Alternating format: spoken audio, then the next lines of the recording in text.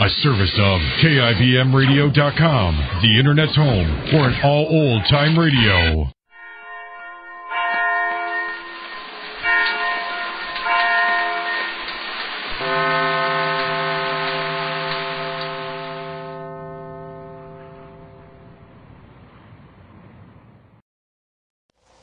I think that shows a trace of deceit in Bluetooth Johnson's makeup. I have always considered Bluetooth one of the most open and above-board individuals on the face of the earth. I feel Excuse me, Willie. What you talking about? You haven't been listening to me? I lost track. I was trying to thread my needle. I don't know but what I ought to be insulted. I'm sorry. Who's this that's got a trace of deceit in their makeup? Bluetooth Johnson. He traded a bicycle pump for a doghouse and installed the doghouse in his backyard. Bluetooth's got a dog? No, and that's where the deceit comes in. He's deluding the American public into the false belief that he has got a dog. Innocent passersby notice that doghouse and naturally jump to the conclusion there's a dog on the premises. No, I've always considered Bluetooth... Somebody in the kitchen. Hello? Probably Irvin. Hi, kiddo. Hi. Bluetooth also claims he gets quite a peculiar sensation out of swallowing water too fast. He'll dump a whole glassful down his neck and it floods his eyes, ears, nose, and throat. Affords a very surprising sensation. He must have a lot to do. Oh, of course, Bluetooth don't spend all his time pouring water down his neck. Well, say, mister, you come in treading softly like a panther. Greetings, friends, greetings.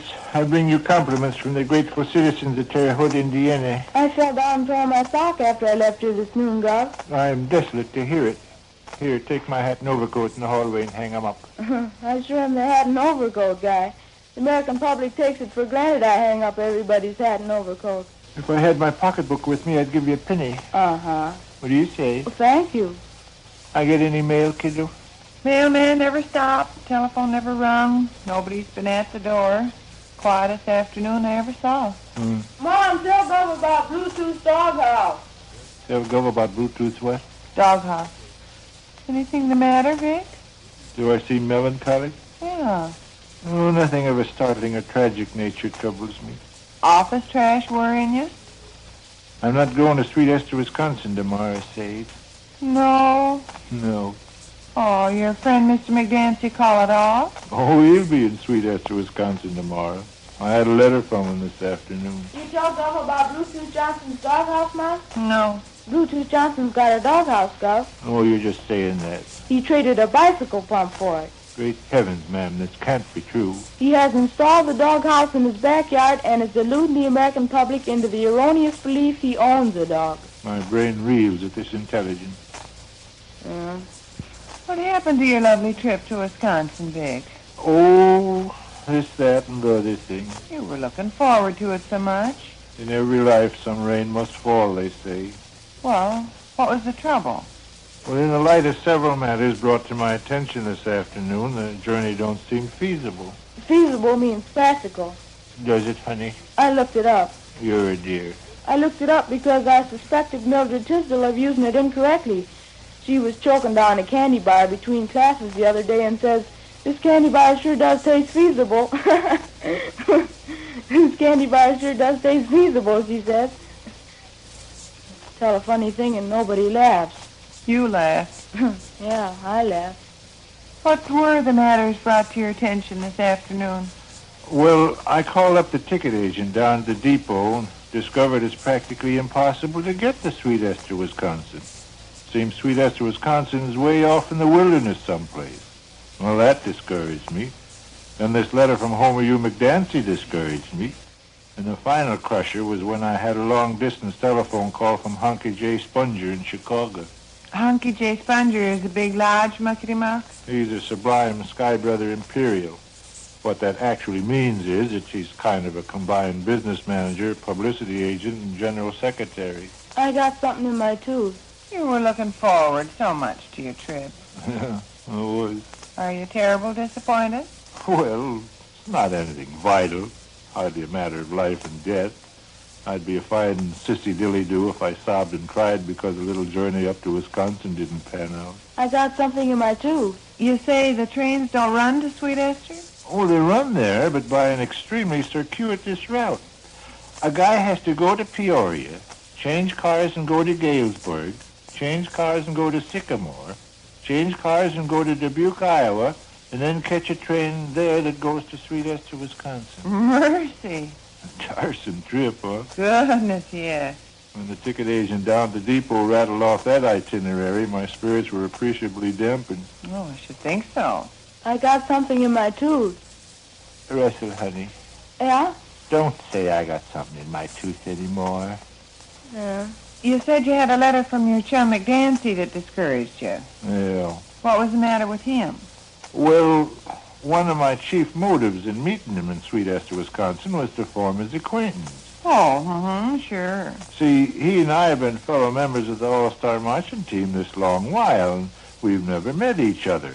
And I was anticipating with considerable pleasure the forming of his acquaintance. Would you like me to name over the members of the All-Star Marching Team?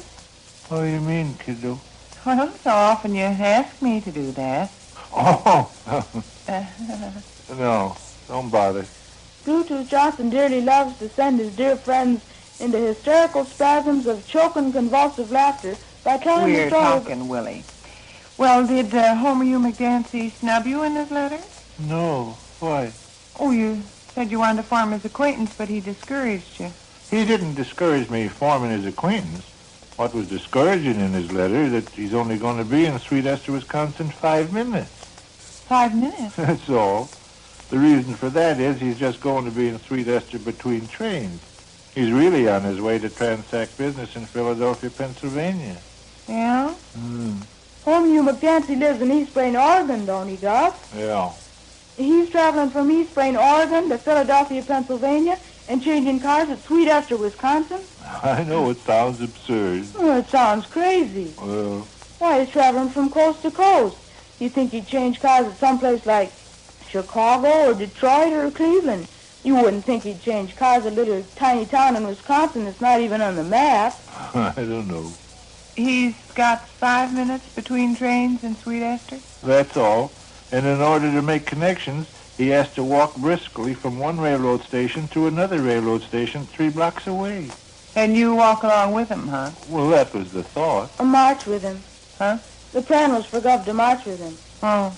Am I correct in that point, Gov? Well, You see, Mom, Gov and Homer U. McDancy are both members of the All-Star Marching Team. And they never marched together, and their plan was to make new large history for the sacred stars of the Milky Way. I know all that. No, you couldn't form much of a friendship marching along the street with a fella that's only got 5 minutes to catch a train in. I can see how you'd be discouraged. Yeah. Bluetooth Johnson often reduces his friends to cringing, helpless clouds of shrieking, hysterical laughter. And what was the other business that discouraged you? Whatchamacallit from Chicago telephone long distance? Honky J. Spongy. What was eating him? We've gotten in touch with a local photographer there in Sweet Esther, Wisconsin. His thought was to get a picture of me and Homer U. McDancy. Marching down the street. Yeah. Well? He discovered that the street between the 2 railroad stations is all torn up. Well, how you mean? I'm afraid this sounds a little silly. Oh. Hunky J. Sponger called up this photographer in Sweet Esther, Wisconsin, to make arrangements, and the photographer told him the street was torn up. The street you and Mr. McDancy planned to march on? Yeah. You see, McDancy's only got 5 minutes to catch his train in, and this street is the shortest route. He'll have to scoot along at a dog trot at that to make connections. If you two fellas were to march, you'd have to do it at the double quick. Triple quick. Yeah. The street's a mass of bricks, concrete, dirt, sand, and gravel. Great piles of rubble and trash clutter up the whole distance between the 2 railroad stations. Piles of rubble and trash that impede our marching. Yeah. Man can't do his best marching if he has to climb and crawl over heaps of brick and concrete, dirt, sand, and gravel. No. There you have the reasons why I'm not traveling to Sweet Esther, Wisconsin tomorrow. Oh. I had looked forward to the trip Yes, I know. with considerable eagerness. Oh, well, in this life we have to be prepared for disappointment. I'd be a fine sissy dilly-do if I sobbed and cried because a little journey to Wisconsin didn't pan out. Well. What's the What's the matter? Huh? What'd you say well for? I got something in my tooth.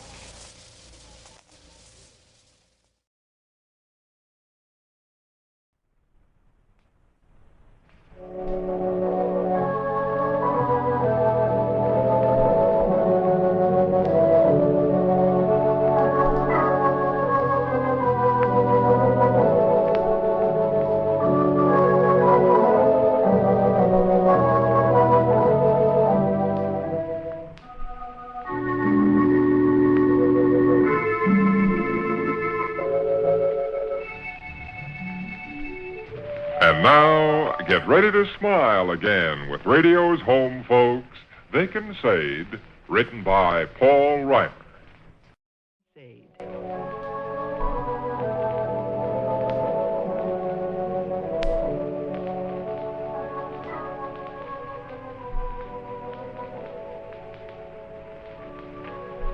Well, sir, the evening meal has been over only a little while as our scene opens now. And here in the living room of the small house halfway up in the next block, we find Vic and young Russell. The gentlemen face each other across the library table, and a sharply competitive game of rummy is in progress. You've won two and I've won two. This is indeed an exciting moment. Hurry up, crank out the tickets. You seem inclined to go to your doom precipitously. The quicker you get your ticket, the quicker you'll get beat. I got a feeling I won't get beat.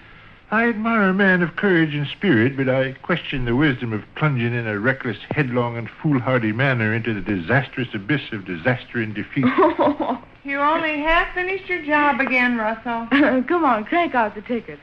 As a young man, I learned a valuable lesson. You act scared, Gov. You're stalling. Water glasses left on the pantry shelf every which way and dish towel on the floor. Greetings, Sadie Penny. Come here and give us a kiss. Talking to Russell. I'm pretty busy here, Mom. Oh, you are, or are you? I've won two rummy games and so has Gov, and we're just about to play off the tie. I better make this clear, Mr. Blister. When I get an inclination to speak to my little 14-year-old boy, I'm pretty apt to go ahead and do it, whether he's busy or not. I say you only half finished your job again. You left the water glasses on the pantry shelf every which way, and I found your dish towel on the linoleum beside the gas stove. I'll go pick it up. I picked it up. I always pick it up. Every night I pick it up. Ish. You have earned your mother's displeasure, Russell. Oh, how sad it is when a boy neglects his duties and adopts a life of sluggish ease. History tells us... Come on, deal a card. Oh, of course, to be sure. See how you stall? Who are them three fellas in the alley, Russell? Three fellas in the alley? By the garbage box. I never noticed any three fellas. I saw them when I stepped out on the porch. So dark, though, I couldn't tell who they were. Probably Razor Scum, Knee-Stuffer, and Donahue discussing current events. No, I'd have recognized any of them. Miss Harris's rumors, Breep and Sledge. Oh, you said it was dark. How could you identify these were guys? strangers. It was dark, yes, but I could see the three figures. Maybe it was Homer Heck, Lou Webb, Parker Gibbs, and Charlie Foys, those clever boys from South Nile Center, Illinois. But the thought did hit me when I stepped out on the back porch and seen the shadows of three men huddled in the alley by the garbage box. Robbers, burglars. You still haven't dealt the cards, Gov. Well, by George, the cards. To be sure. 1,000 pardons, old man. I think you're scared to play off this tie. Why, Russell, honey, what a thing to say to Papa. No, but you do hear fellas skulking around quiet neighborhoods. They watch and see which families goes downtown to the moving picture show, and then they jimmy your cellar windows. What? What's the matter? Listen. Oh, shucks. Yeah, oh, shucks. Somebody in the kitchen. Well, I don't think that's particularly funny. Scaring people never did strike me comical. Why, there was a case in Indiana or someplace where... Sadie, in the living room, are they? Oh, my gosh. See? Gov was right. Why, of course Gov was right. Gov is always right. In the living room, are they, Sadie? Yes, Uncle Fletcher. Hello there. Well, he must have slipped in awful quiet. Hello, Uncle Fletcher. Russell, honey, you home early? Yeah. And Vic on deck, too, by George. How are you, Vic? First rate, can't complain. Thanks for the inquiry. Glorious evening, Sadie, honey. Yeah, trifle cold, isn't it? Yes, trifle cold. Have to expect that this time of the year. Take off your cap and mackinaw, Uncle Fletcher. I bet you can stay a while, can't you? Not having company, are they? Not that I know of. Ted and Ruthie Stembottom stopping past after a bit? No, Ted's putting in overtime at the foundry tonight. How is Ted? Ted's just fine. Well, listen to me. Ted is Fred, Uncle Fletcher. Mr. Stembottom's name is Fred. Yes, I know. That you people have no plans at all for this evening. No, I guess not. Fine. You fellas haven't got anything up your sleeve? No. I kind of hoped we could play off this tie here in the rummy game, but Gov just sits there with the cards in his hand and refuses to deal. You stop browbeating me, you big old fat Russell, you. Uncle Fletcher, take off your cap and mackinaw and give 'em to Russell to hang up. It's always Russell.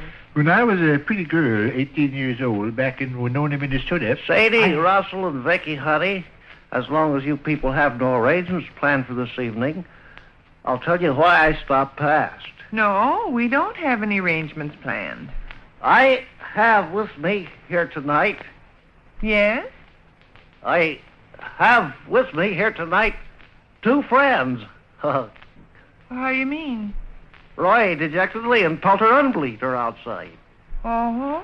I bet those are the guys you saw in the alley. Well, yeah, sure. Beg pardon, Vic, honey? Yes, Russell, honey? Oh, well, that's one on me. You didn't recognize your own uncle. No. Right. I saw one fella had a cap and mackinaw. Right. Yes, that is one on me. Fine. They're outdoors now, Uncle Fletcher? Fine. Your friends, they're outside now? Yes. Roy Dejectedly and Pelter Unbleed. Well, go tell them to come in. Well, yes, mercy. It's cold outdoors. Goodness, and they've been out there an hour or better. Russell, go ask Uncle Fletcher's friends. Hold the phone, Russell, honey. Hold the phone. Stay right where you are. Don't move a step. Okay. But your friends will freeze. Fine. Russell, honey, here's something you can be doing. Take my cap and mackinaw in the hallway and hang them up. On the bottom hook of the hall tree, any old place? On the bottom hook of the hall tree, any old place. I'm sorry I forgot to bring my pocketbook along this evening. I had to give you a copper. What do the little tads say when the grown-ups give them a copper? Thank you. Thank you. Much obliged. Either one fills the bill when grown-ups give a little tad a copper. Nobody give this little tad any copper. You're welcome, Russell. And don't spend it foolish. I sure won't. Uncle Fletcher, your friends will catch cold standing out there. Not at all. Well, they will, too. Roy Dejectedly and Pelter Unbleed both have good, stout constitutions. Better have. I saw you 3 fellas standing out in the alley by the garbage box. Oh, is that right? I saw you and wondered who you were and mentioned to Vic and Russell. 3 fellas were out in the alley by our garbage box. Russell's a good boy. No, Sade, I wanted to determine whether or not you people had any arrangements planned for this evening before I horned in on you with my friends. Well, that was thoughtful. Yes, mighty thoughtful, I should say. Uncle Fletcher, your pals are sitting out on the front steps. What? Uncle Fletcher, your pals are sitting out on the front steps. Beg pardon, Vic? Russell just announced that your sidekicks, Dejectedly and Unbleed, are sitting out on the front porch. Yes, I told him to do that.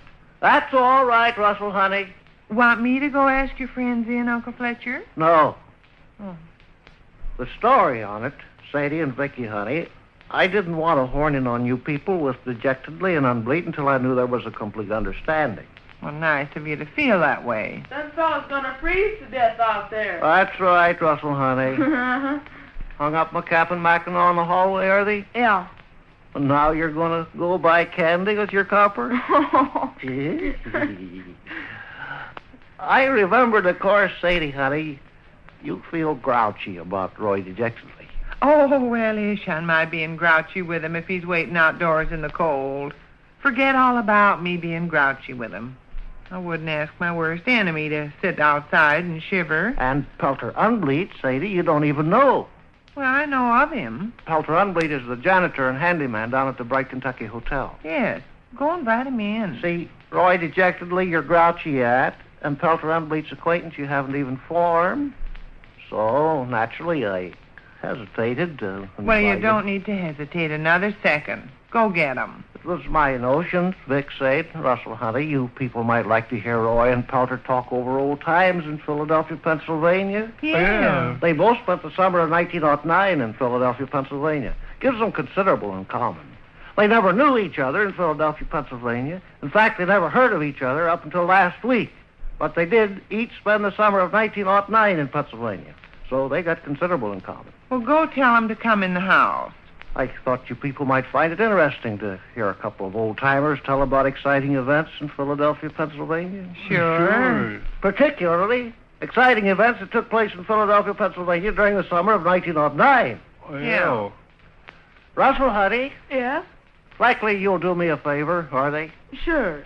Step to the front door, please, All right. and take a message to my friends Roy Dejectedly and Pelter Unbleat that are sitting on the porch. All right.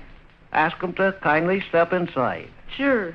If I'd only remembered to bring my pocketbook along this evening, Russell, honey, I'd give you another copper. What do you say? Thank you. He's a good boy. Yeah. All right, Russell, honey, scoot along. Step to the front door and take a message to my friends, Roy Dejectedly and Pelter Unbleat, that are sitting on the porch. Ask them to kindly step inside.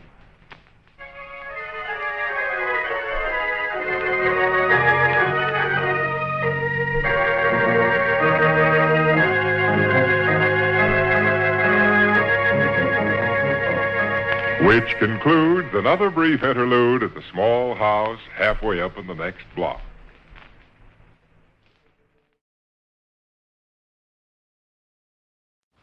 Well, sir, the evening meal has been over only a little while as our scene opens now. And here in the living room of the small house halfway up in the next block, we find Mr. Victor Gook all by himself. Mr. Gook has possessed himself of the newspaper and is just about to settle down in his comfortable chair beneath the floor lamp for a season of rest and relaxation. But before doing so, he calls casually, Didn't you say our company'd be a little late this evening, kiddo? What? Didn't you tell me Ted and Ruthie had arrived somewhat later than usual? Yes. Ted had some special job or other at the foundry he had to finish. Put off their supper an extra hour. Well, I got time to lounge in my easy chair and digest the newspaper a while then, huh? I guess so. Don't forget you have to put on a fresh shirt. I laid you out one on the bed. Telephone is ringing. Telephone is ringing. Telephone is ringing. Telephone is ringing. I bet that's Ted calling to say they're not coming at all. Maybe it's Ted calling to see what flavor ice cream we want. Well, you know what to say. Strawberry flavor. I like caramel flavor. Oh, answer that. Hello? Yes? Oh, hello, Bluetooth, old horse. How are you, chum? I'm hunky-dory myself. Just a second and I'll call him. Russell, honey. Russell, honey, you're wanted on the telephone. What?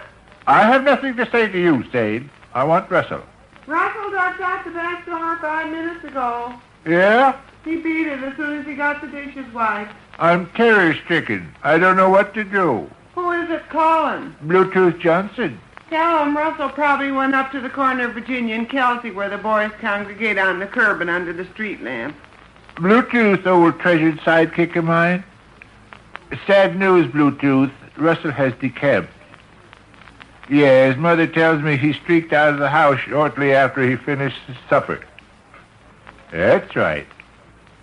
Well, there's a theory going the rounds that he may have sauntered up to the corner of Kelsey and Virginia Avenue and joined the lads who assembled in the curbing underneath the street lamp. Yes. Okay, Bluetooth, dear old friend. See you soon. Goodbye. Oh, I would have bet you 5 cents it was Ted saying he was too tired to play cards this evening. Ted is getting feeble these days. Ted is working hard these days. Yes, and Ted is bragging about it plenty, too. If he starts whining and complaining and bellyaching around tonight, I'm going to say, look, Ted, we know you work hard. You're not going to Ted, do any such a thing. I'm going to say, Ted, old man, you're a mighty heroic guy, but the rest of us are getting good and tired of listening to you holler and bellyache For on goodness him. sake, let's quit that Ted business. Ted business. The man's name is Fred. Oh, Well, it's ridiculous and unfair and everything else to change a man's name right out from under him. well, you call him Ted all the time yourself. I know I do. I did it out in the kitchen just now. Why, it's shameful. It's disgraceful, horrible, gruesome. No, but all funniness off to one side now. Ish. Fred's name is Fred and not Ted. Let's call him Fred. We unconsciously picked that up from Uncle Fletcher. I wonder how unconscious it is. Why? I suspect you and Russell both of encouraging the darn thing. Darn thing? What darn thing? You and Russell refer to Fred as Ted on purpose. Why, Sadie. I'm convinced you do. Why, Sadie, what are you saying? Don't feel too abused. Kiddo, you call Fred Stembottom Ted yourself? Because it's human nature to copy after something a person hears parroted and repeated around 9,000 times. Well, all I can say is I feel injured and wounded and hurt. Well, don't. You're going to change your shirt, aren't you? I laid a fresh one out on the bed. I don't have to do it this minute. You said Ted and Ruthie'd be late. Well, they won't be so late the river will catch on fire. I'd trot up and change now and have it over with. Ted and Ruthie surely ain't so particular that See? they're... Ted. What? I slipped again. Oh, you do that on purpose. You know you can get me to doing it after a while, so you keep hammering Ted, Ted, Ted. I suppose that's terrible, terrible comical, and you're a funny, funny man, but I'm going to insist. Listen. Hmm? I heard the kitchen door open. Oh. I did. Hello? Sadie? In the living room, are they? See? You got ears like a hawk anymore. They sneer and ridicule old Vic Cook when he says he hears the kitchen door open. Yes, Uncle Fletcher. Evening, Sadie, honey. Good evening. Come on in. I just bumped into Russell up the alley there. Oh, did you? We passed the time of day. We roasted each other back and forth. Russell's a good boy. I and Russell get along fine. Greetings, Uncle Fletcher. Greetings. Well, Vic, honey, you on deck too, are they? Yep. I would have imagined you'd be down at the interurban station. Why on earth would you have imagined that? All right. How's your landlady? Who's this? Your landlady, Miss Keller. She don't say much. Well, it's a darn good thing. Eats 3 hearty meals a day and leaves a go at that. Oh, she's quiet. She keeps her trap shut. Yeah. Oh, ish. Okay. Funny man. Funny man. Well, Take off your cap and mackinaw, Uncle Fletcher. No, Sadie, honey, I can't. Fact of the matter is, I can only stay but a minute. I'm on the way downtown, and being as I was in the neighborhood here, I thought I'd just stick my head in the door long enough to say hello. Well, glad you did. To tell you the actual truth, Vic and Sadie, honey, I'm heading for the By Joe Moving Picture Theater. Oh, I bet you're going to take up tickets this evening. That's right. I'm substituting for Ernie Fatler's brother, Ray. How nice. Yes, it is nice. Uh-huh. A little extra money that way. It's nice. Oh. No, I had finished my supper and was sitting there at home in the living room beside the sideboard there, smearing hyena grease on my shoes, and the telephone commenced to ring. Jingling. You be quiet, you. I didn't think nothing about it. Figured likely it was some of the neighbor women after Miss Keller about some female junk or other. I took the receiver off the hook. I put it up against my ear. And it turned out to be the ticket taker down at the By Joe. It turned out to be the ticket taker down at the By Joe Moving Picture Theater, wanting me to substitute for him taking up tickets this evening. It turned out to be Ernie Fatler's brother, Ray. Well. It turned out to be Ernie Fatler's brother, Ray. Well. So, you see, I won't have the time to take off my cap and mackinaw. Gollies, no. Duty calls, you know. Sure. Duty calls. Yes. We should stick around, Uncle Fletcher. We're going to have ice cream later on. Ted and Ruthie Stembottom are coming over after a bit. Yes, Ted and Ruthie coming over to play cards this evening. I'd like to, Vic and Sadie, honey. But you got previous engagements, mm-hmm. That's right. Ted and Ruthie would enjoy seeing you, Uncle Fletcher. I saw Ted this afternoon. Hey, we got a little something to take up with you, Uncle Fletcher. I was in the hardware store there on Center Street seeing about a new ankle bolt for a wheelbarrow, and by George, if old Ted didn't walk in. I and Ted roast each other back and forth a good deal. Ted will say, "Hello there, old-timer." And I'll say, "Listen, Uncle Been taking Fletcher. any wooden nickels lately, Ted?" No, I and Ted gets along all right. Uncle Fletcher, I want to say something. Why? I expect your landlady, Miss You Keller, is just keep right planting out of garden. this. Well, that's a fine way the head of the house gets spoken to. You just keep right out of this. I and Ted got to laugh. Fred, Uncle Fletcher. Fred. Oh, that's right. Old Ted was trying to tell... Listen to me half a second, Uncle Fletcher, please. Yes, Sadie, honey, sure. Mr. Stembottom's name is Fred. Mr. Stembottom's name is not Ted. That's right. Now, I've told you that 100 times, I bet, and still you insist on going ahead with the wrong thing. very likely Sadie, honey, you referred to the other day. If you'll pay attention to what I'm saying, Uncle Fletcher, you'll know what I refer to.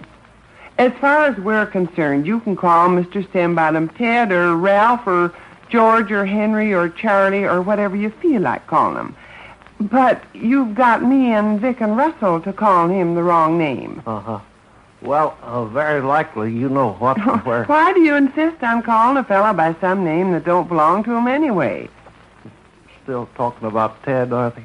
I'm still talking about Fred. Fred. The name Ted is short for the name Fred. No. Yes. It is not. The name Ted is short for the name Theodore. That's what I said, Sadie, honey. Oh, you never either. You said the name Ted was short for the name Fred. I said... The name Ted is short for the name Theodore. The name Fred is short for the name Frederick. That's right. Well, sure it's right. And I'd appreciate it if you'd remember it. Well, yes, Uncle Fletcher, you call Mr. Stembottom Ted all you want to, only please don't refer to him by that name around here. Vic and Russell and I pick it up, and sooner or later it'll be embarrassing. Fine. Try not to forget. Wonder if Ted and Ruthie will stop by for the ice cream, or will Ted decide And you can to cut come? that out. Cut what out? Cut it out right here and now. That's a fine way to get spoken. Right here and now. You can just cut it out. Oh, Well, I've said hello. I expected a better saunter on down to the By Joe Moving Picture Theater. Ernie Pfeiffer's brother Ray. telephone is ringing. The telephone is ringing. I'll get it. Telephone's ringing, Sadie, honey. Yes, I'm answering it. Hello? Well, hello, Mr. Man. Sure, we still want to play 500 this evening. How about you and Ruthie Doothie? Ted, no. Old Ted. I and old Ted get along fine. Why, bless your heart. Sure, I'll ask him what flavor ice cream he wants you to bring. Just a second, Ted. It's Ted.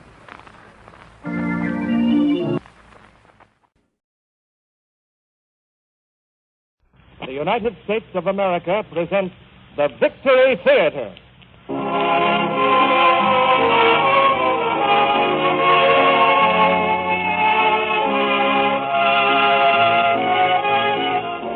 The Victory Theater brings you Cary Grant, Katharine Hepburn, Lieutenant James Stewart, Ruth Hussey, and Virginia Weidler in The Philadelphia Story.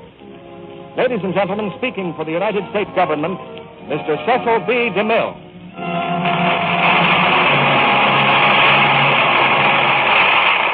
Greetings from Hollywood, ladies and gentlemen. This is a great moment in the American theater. The opening night of a great new theater, dedicated to those principles for which free peoples are now fighting on the battlefields of the world. Dedicated above all to victory. Each Monday night, a popular Columbia Network program will donate an extra performance in the service of the United States. Speaking for the sponsor and staff of our theater, which you've heard on Mondays at this same time for many years, and speaking for myself, we are highly honored that the government has asked us to produce this first program. We've met this challenge with a 4-star premiere, worthy of the star-spangled purpose behind the Victory Theater. Our play is Philip Barry's brilliant comedy, The Philadelphia Story, and our stars are the same famous quartet who played it on the screen: Cary Grant, Katharine Hepburn, James Stewart, and Ruth Hussey. Incidentally, we used to borrow Jimmy Stewart from his picture studio. Tonight, he was assigned to us by Uncle Sam. As you know, he's now a lieutenant in the United States Army Air Forces. Before it reached the screen, The Philadelphia Story ran for a year on Broadway with Miss Hepburn as the star. Backstage one night, I tried to persuade the lady to let me make the picture. She was very gracious, but another producer made the picture. However, all things come to him who waits if he waits long enough. So tonight I raise the curtain on the first act of The Philadelphia Story, starring Cary Grant as C.K. Dexter Haven, Katharine Hepburn as Tracy Lord, Lieutenant James Stewart as Mike Connor, Ruth Hussey as Elizabeth Embry, and Virginia Weidler as Dinah.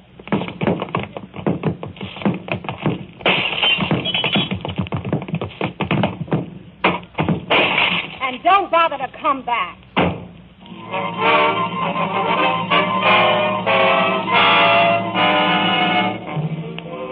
Ladies Ladies and gentlemen, you've just been listening to the end of An Ideal Marriage. That was Mr. C.K. Dexter Haven being invited out of his happy home, with Mrs. Tracy Lord Haven issuing the invitation.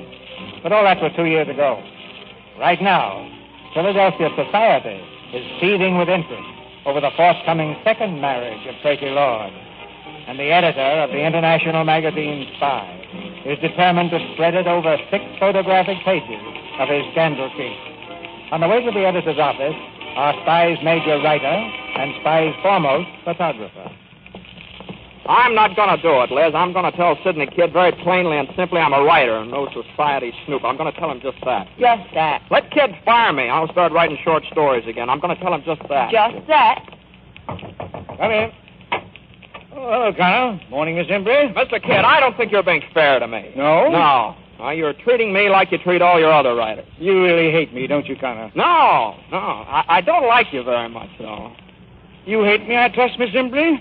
No, I can't afford to hate anybody. I'm only a photographer. Your assignment will be Spy's most sensational achievement.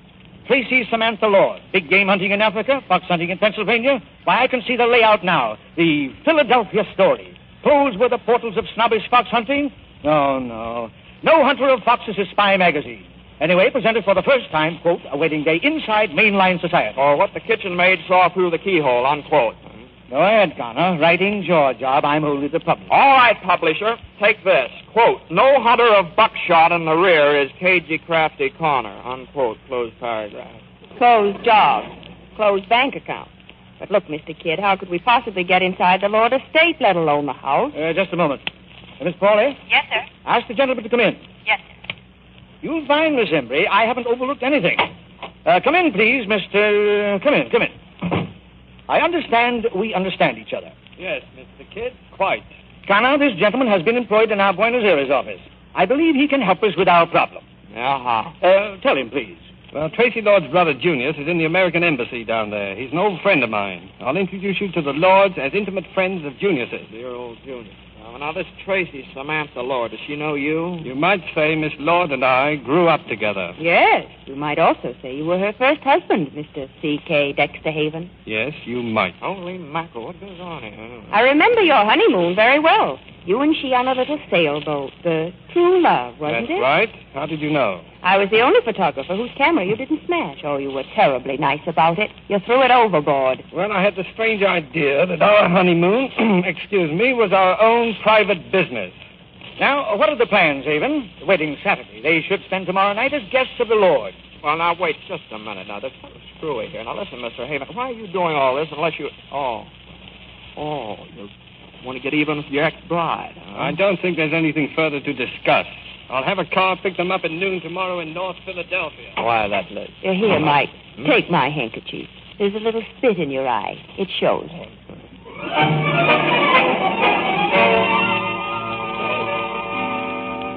Tracy! Miss Dinah. Edward, have you seen my sister? Yes, Miss Dinah. She's in the sitting room, making a list of the wedding gifts. Tracy. Mother, how do you spell omelet? Oh, you. Why didn't you answer me? Omelet, Mother. Omelet? O-M-M-E-L-E-T. I thought that was another L. That's a funny wedding present. An omelet, dear. A silver dish. Dinah, bring some of that junk off the table. Is this a present? It stinks. Don't say stinks, darling. If absolutely necessary, smells, but only if absolutely necessary.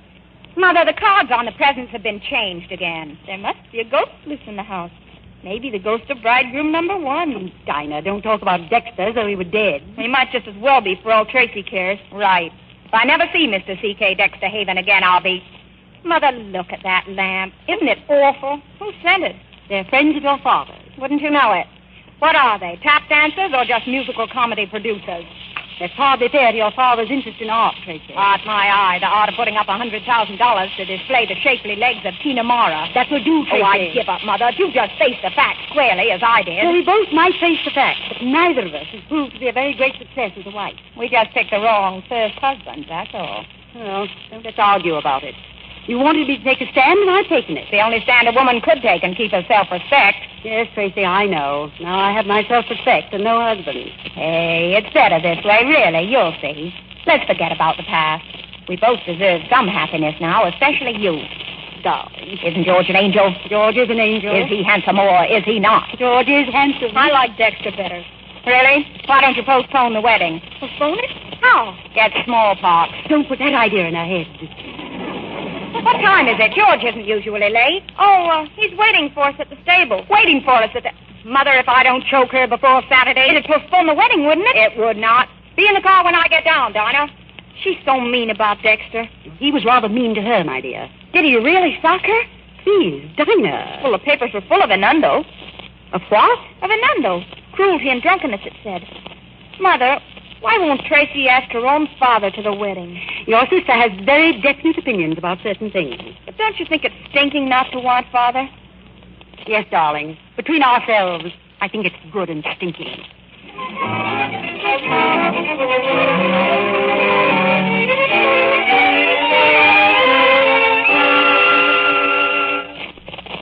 Wait till you see your fiancé. He's all shiny. What are you talking about? Brand new riding breeches. See? Hello there. Well, who's that terribly attractive man? Hello, darling. Hello, George. Well, how do you like me? I adore you, but you look awful. Awful? You look like something right out of a shop window. Tracy, Help me, Dinah. We'll rub a little dirt on those breeches. Hey, listen now, just a minute. Here, no, stop. Now, listen, these are new pants. That's just it. They're new, but they're not going to be. There, that's better. I don't get it. When I was a coal miner, the idea was to get enough money to buy clean clothes, and now that I'm general manager... What's that thing you were reading? This?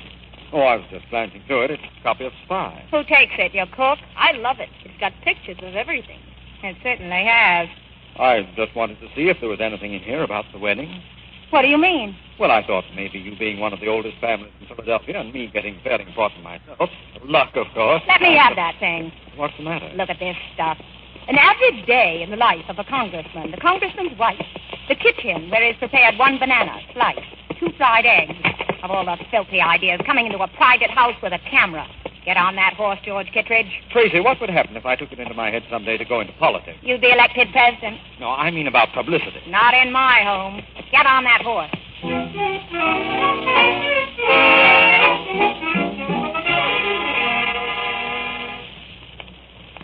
Hey, where is everybody? Dexter!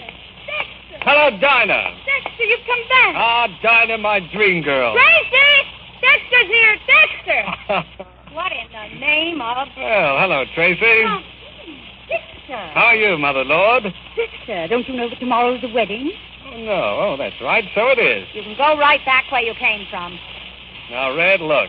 You don't think I'd miss your wedding, do you? When did you arrive? Tell us all about Junior. Well, Junius is fine. Oh, he should be here. Well, he's heartbroken. I suggested representing him as best man, but... I'm afraid George might prefer to have his best man sober. Ouch! I wish you'd represent George. That's my loyal little girl, Dinah. Oh, you'll like the people Junius did send, though, I'm sure. You haven't switched from liquor to dope by any chance, have you, Dexter? The people Junius did send? Yes, you don't have to know a Macaulay Connor or an Elizabeth Imbrie, do you? No, I don't. Well, then you'd better come along and be introduced. You see, they're great friends of Junius's. Do they expect to stay here over the wedding? I think it's very queer indeed. I think it's queerer than that. I think it's paranoid. You're lying, Dexter. I can always tell. Can you, Red? You went to work after the divorce, didn't you? Well, yes, except for a brief interlude in a couple of alcoholic sanitariums. But you took a job in South America. Who for? A magazine. And it wasn't by any chance Spy magazine. You are a mass of intuition. And I don't suppose the Junius' friends are photographers by any chance. So I knew you were low, but I never thought you'd think to anything What do you do? After I telephone Junius, I'm going to do plenty. No, now, wait, Red, wait. I confess you don't have to telephone Junius. So, you confess? No, you're slipping, Red. I used to be afraid of that look. The withering glance of the goddess. Oh, shut up. Now, look, Red, about this man Connor and, I'll take care of them. Who do they think they are, barging in on peaceful people? Oh, sure. There's nothing you don't want them. I want them out, and you too. Yes, Your Majesty, but first, could I interest you in some small blackmail? No. What do you mean, blackmail? Well, it's an article, complete with snapshots, details, and insinuations, and it's ready for publication in Spy. And it's about your father and that dancer in New York, you see? About Father and Tina Mara? That's fine. Dinah may be listening. But they can't. Even if it's true. Where'd you get this stuff? From one Sydney Kid, the editor and publisher. He's got to be stopped. Well, he is, temporarily. That is, if you'll allow those two to turn in a story on your wedding. And when Kid says a story, he means a story. I'm going to be sick. Yes, dear. An intimate day with a society bride. I am sick.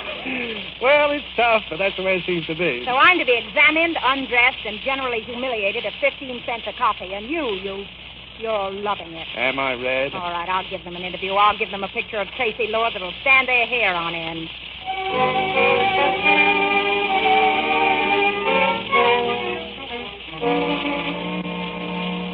Look at this joint, will you? What is this room? I forgot my compass. Well, this would be the south-southwest parlor by living room or something. Say, what's this guy Haven up to? C.K. Dexter Haven? Yeah, and what kind of a name is that? Macaulay Connors, no home fun tag, my pet. Yeah, well, just try calling me Macaulay. I knew a plain Joe Smith once. He was only a clerk in a hardware store. But he was an absolute rat. Like, take your feet off the table. Oh, well, no. Tell 4 footmen to call me for lunch, will you? How do you do? Oh, I'm sorry. Don't bother to get up. I'm Tracy Lewis. Oh, well, my name is... It's so nice having you here. How did you leave Junior?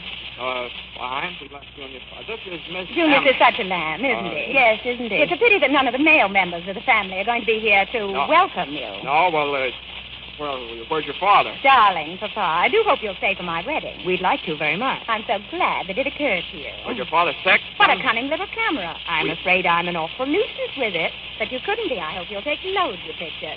You're a kind of writer, aren't you, Mr. Connor? Sort of. A book? Yeah, book of short stories. Under what name do you publish? My own, Macaulay Connor. What's the Macaulay for? Well, my father taught English history. I'm Mike to my friend. Of whom you have many, I'm sure. English history has always fascinated me. Cromwell, Robin Hood, Jack the Ripper. Where did he teach? I mean your father. Well, he taught in a little high school in South Bend, Indiana. South Bend. It sounds like dancing, doesn't it? You must have had a most happy childhood there. No, it was terrific. I'm so glad. Well, no, I didn't mean it that way. I'm so sorry. Why? Well, I don't know.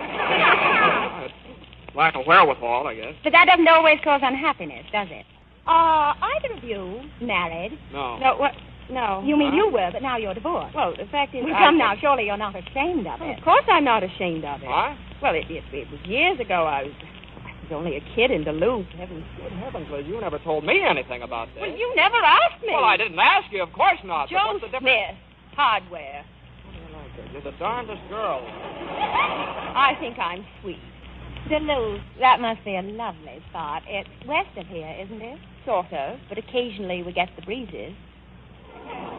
And this is your first visit in Philadelphia. It's a quaint old place, don't you think? Filled with relics. Tell me something. Are you two going together? Well, now, I beg your pardon, please. Odd question, I must say. I don't see why. I think it's very interesting. Don't you agree, Miss Imbrake, that if a man says he loves a girl, he ought to marry her? Can she be human? Please, Mr. Connor, I asked this young lady a question. I beg your pardon. Well, that depends. I'll see what's keeping Mama. You'll excuse me, won't you? Who's doing the interviewing here? You don't suppose she's caught on somehow? Oh, no, she was born that way, but I've still got to get an interview. Well, try the town library. You can probably dig up enough stuff to hang her whole family.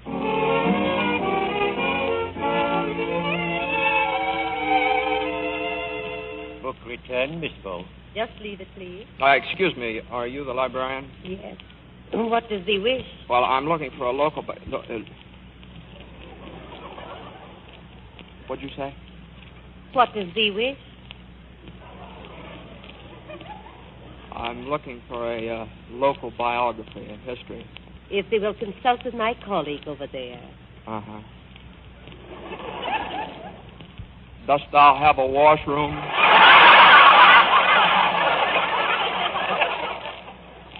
To the left. Thank thee.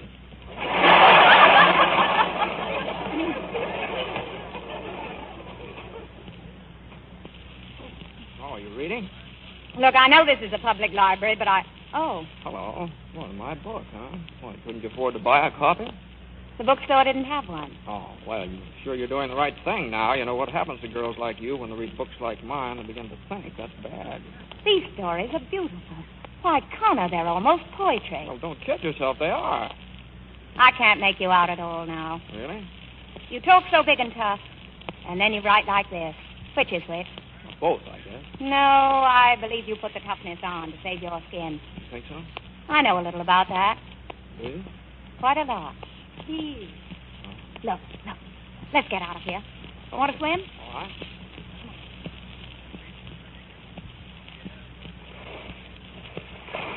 No, Connor? Yeah, thanks. Boy, you really got something here. Where? Well, I mean, all this. Garden, swimming pool. You could sail a small yacht on there. Hey, what were we talking about? Oh, my book. Yeah. Tell me something, will you?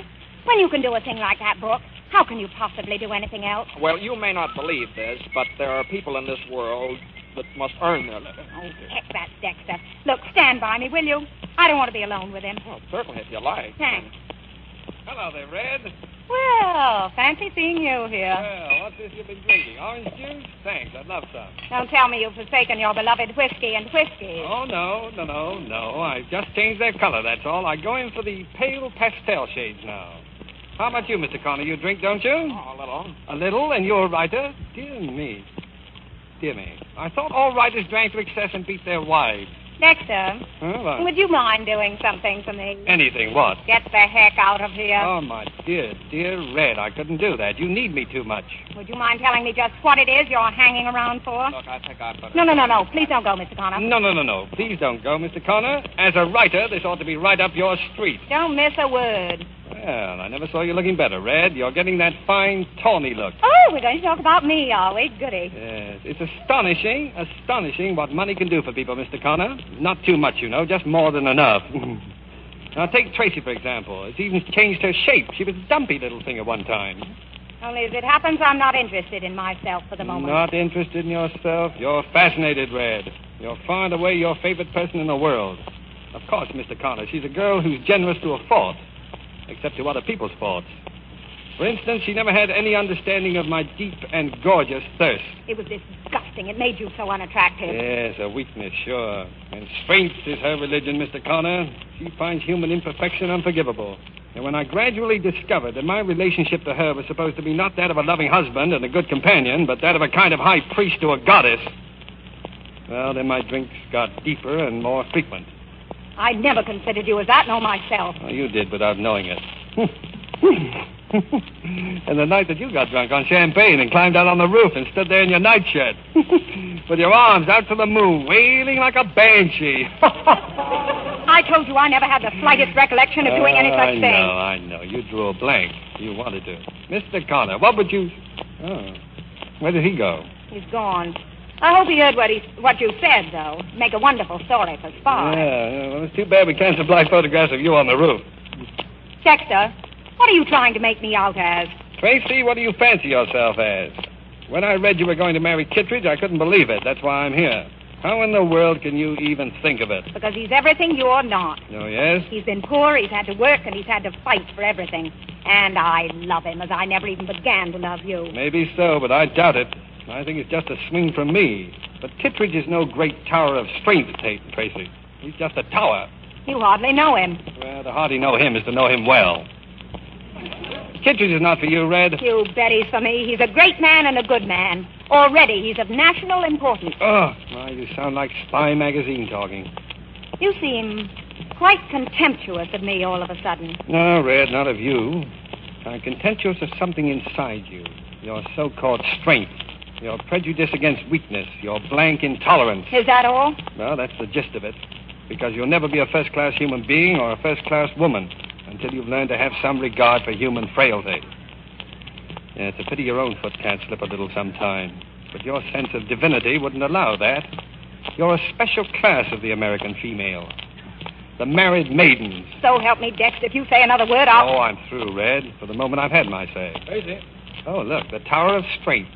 I suppose I should object to this twosome. Well, that would be most objectionable. Well, any time either of you want my advice... We'll give you a ring. Thanks, do that, will you? Well, so long, Red. Oh, here's a little wedding present. Sorry I hadn't any ribbon to tie it up with. Well, so long, Kittredge. So long. Should we open this, Tracy? Go ahead. I must remember to send him a note along with the others. Well... What is it? Look what your friend considers a wedding present. Why, it's a model of the True Love. The what? The True Love. A boat he designed and built practically. We sailed it down the coast of Maine and back the summer we were married. My, she was yaw. Yeah? What What's that mean? It means, what does it mean? Easy to handle, quick to the helm, fast, bright. Everything a boat should be until she develops dry rot.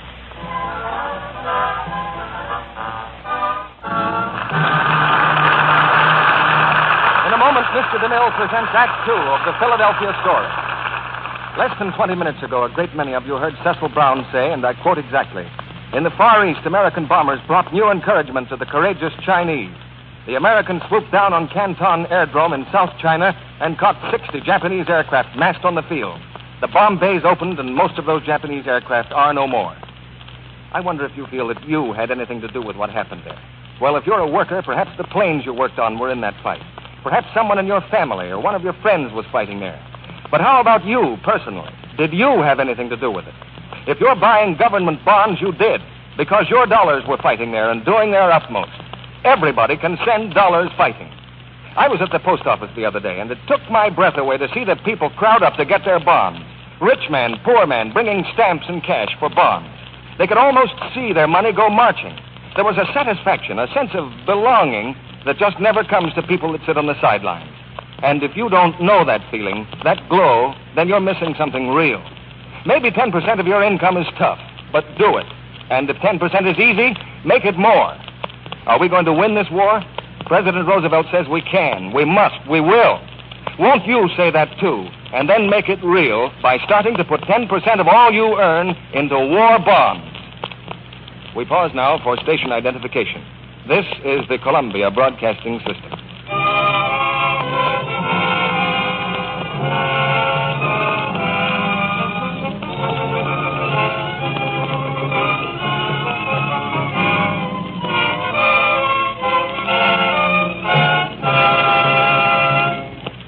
Philadelphia story, starring Cary Grant, Katharine Hepburn, James Stewart, Ruth Hussey, and Virginia Weidler. On the eve of Tracy Lord's wedding, her ex-husband's presence is no comfort. No comfort either is Dinah, who rushes in with news of a new complication. Tracy! Tracy! He came anyway. He's here right now. Who's here? Father. On the terrace, Tracy Lord faces her father and mother. In her eyes, there's nothing but scorn. Now, Tracy, remember, your Uncle Willie's guest of honor tonight. You mustn't be late. I just saw that fiancé of yours, Tracy. He roared out of here on 2 wheels. Does he by any chance ever walk anywhere? When he likes, I expect. I have a feeling he'll take the ring tomorrow and go right through center with it. Seth, you idiot. Very amusing, I'm sure. Almost as amusing as the picture of you with your arm around Mother. Oh, I find very unamusing the stupid, undignified spectacle we're making of ourselves for the benefit of those 2 newspaper people. Of course, inasmuch as you let us in for it in the first place. Oh, do keep that note out of your voice, Tracy. It's most unattractive. Oh? How does your dancer friend talk, or does she purr? Tracy, you've got a heck of a nerve to come back here in your best head of the family manner and strike attitudes and criticize my fiancé and give orders and mess things up generally. Stop. I can't help it. It's sickening, as if he'd done nothing at all. So, anyway, it's not your affair, Tracy. If it concerns anyone, well, actually, I don't know who it concerns except your father. That's very wise of you, Margaret. What most wives fail to realize is that their husband's philandering has nothing whatever to do with them. Oh? Then what has it to do with? A reluctance to grow old, I think.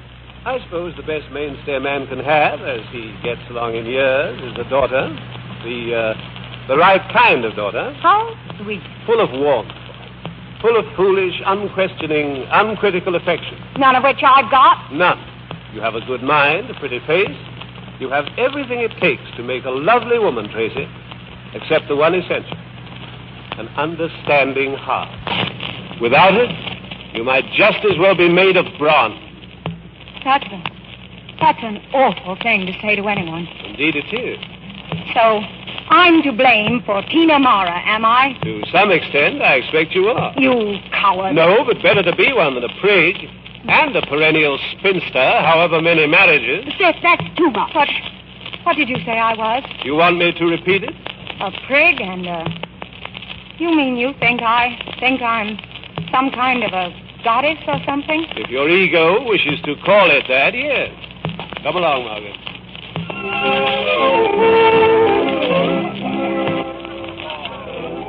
Tracy, haven't you danced enough? Danced enough. You know what time it is. It's after 4. In China, it's later than that. In China, we'd be married by now. Or perhaps it's only yesterday. Tracy, I don't understand you tonight. What's the matter? What's the matter with everybody? You never drink, Tracy. You got that wrong. Prigs don't drink. What? Nor spinsters. Tracy. Nor goddesses of any variety. Tracy, that's enough. Hiya. Macaulay Connor of South Bend reporting for duty. May I cut in? I'm sorry, Connor. We're going home after this dance. Oh, now you can't do that to me. And I'm an old friend of Junior's. I wish old Juniors were here. Tracy, I'll get your wraps. I'll be right back. He'll wrap me up. Hello, you. Hello. Hey, you look fine. I feel fine. Good. What was I saying? Oh, let's have another drink. Or would Kittredge spank? That's not what you were saying. No, of course it was. What was I saying? Oh, I know. Why do you wish your brother was here? Does he like Kittredge? Everybody likes Kittredge. Everybody likes Kittredge. Everybody except C.K. Dexter Haven, huh? C.K. Dexter Haven. Where is C.K. Dexter Haven? He didn't come. He's home. He's home, huh? I think I'll go and have a little talk with him. Come on, Connor. Let's have some wine. Have some wine. Here, dear. Here's your wrap. No, we're going to have just one more drink before... Not you, I'm afraid, dear. Why should you be afraid, George? You know wine never affects me, not in the slightest.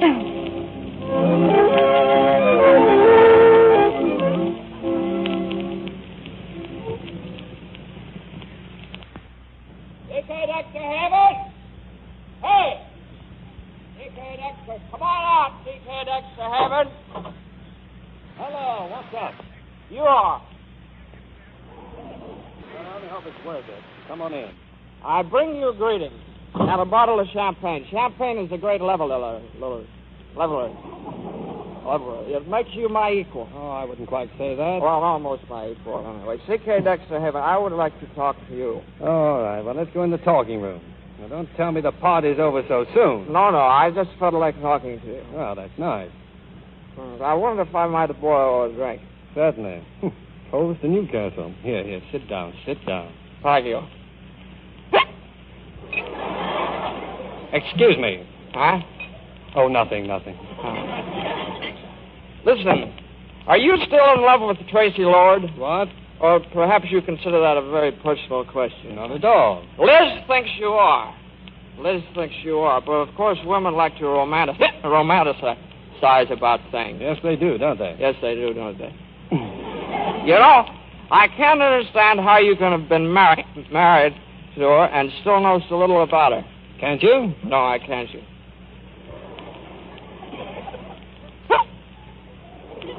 I have the hiccup. No. I wonder if I might have another drink.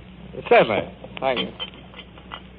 You know, Tracy's no ordinary woman, and you said some things to her this afternoon that I resented. Well, I apologize, Mr. Connor. That's quite all right. But when a girl is like Tracy, she's one in a million. She's sort of like a goddess? No. You said that this afternoon. No, she's sort of like a queen. A radiant, glorious queen. And you can't treat her like other women. No, I suppose not. But then I imagine Kittredge appreciates all that. Oh, Kittredge. Kittredge appreciates Kittredge. That fake man of the people, that 5-cent edition of Sydney Kid.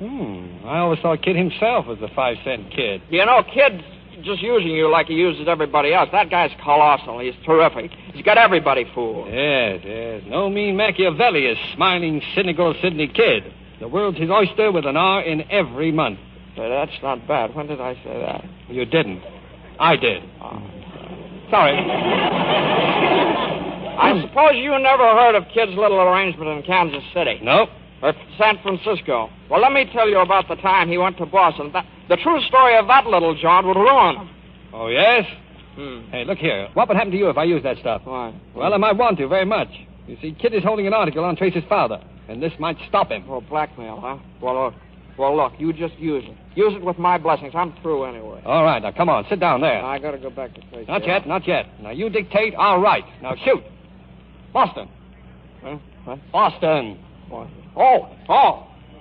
The time, May 1938. The place, Boston, in a hotel. Kid is just...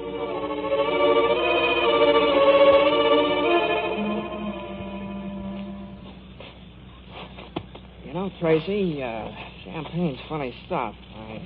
I'm used to whiskey. Whiskey's sort of a slap on the back. Champagne's a heavy mist before my eyes. It was nice of you to bring me home. I have a little mist, too. Hey, what's that? Music. Dance? Uh-uh. I tell you what. Let's have a quick swim to brighten us up. Dexter and I always swam after parties. Let's dip into some of the champagne together. Hello. You? Hello. You look fine. I feel fine.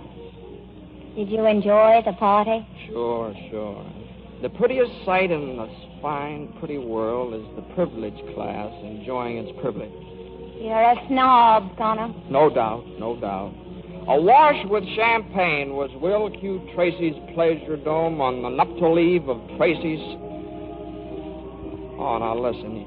You can't marry that guy. George, I'm going to. Why not? Well, I don't know. I thought I'd be for it at first, but you just don't seem to match up. Then the fault's with me. Well, maybe so, but all the same, you're quite a girl, Tracy Lord. You think? Yeah, I know. Thank you, Professor. I don't think I'm exceptional. Yeah, you are, though. I know any number like me. You ought to get around more. In the upper class? No, thank you. What have classes to do with it? George comes from the so-called lower class. Dexter from the upper. I'll take the lower, thanks. If you can't get a drawing room. What do you mean by that? My mistake. You're insulting. What? Sorry. Oh, don't apologize. Well, who's apologizing? I never knew such a man. Tracy. What do you want? You're wonderful. There's a magnificence in you, Tracy. No, I'm getting self-conscious. It's funny. Mike, Yeah. Let's what? I don't know. Go up, I guess it's late. A magnificence that comes out of your eyes and your voice and the way you stand there and the way you walk. You're lit from within, Tracy. You've got fires banked down in you. Hearth fires and holocaust. I don't seem to you made of bronze, then. No. You're made of flesh and blood. That's the blank, unholy surprise of it. You're the golden girl, Tracy. Full of life and warmth and delight. And what goes on here? You've got tears in your eyes. Shut up. Oh, Mike, keep talking. Talk, will you? No, I've stopped. Why? Has your mind taken hold again, dear Professor? All right, now lay off that professor stuff, you hear me? Yes, Professor. That's really all I am to you, is it? Of course, Professor. You sure? Come here. What are you, Professor? Are you sure? Yes, of course, I'm... Oh. Tracy. Oh. Golly, Moses. Tracy. Mr. Connor. Listen, let me tell you something, Tracy. No, don't. All of a sudden I've got the shakes. Can't be anything like love, can it? No, it mustn't be. It can't. Would it be inconvenient? Terribly. Anyway, I know it isn't. Oh, Mike, we're out of our minds. Right into our hearts. That ought to have music. It does, doesn't it? Oh, Tracy, you're so lovely. Oh, it's as if my insteps were melting away. What is it? Have I got feet of clay or something? Tracy. Mike, it's not far to the pool. It's just over the lawn and in the birch grove. It'll be lovely now. Tracy, you're tremendous. Put me in your pocket, Mike.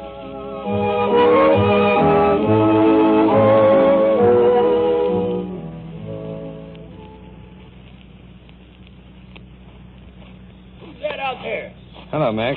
Well, it's you, Mr. Dexter. Any prowlers around? No prowlers, sir. Can I get in this way? Well, if you can't, you can always go in the front, sir. Yes, well, thanks, Mac. Good night. Good night, sir. Hey. That you, Haven?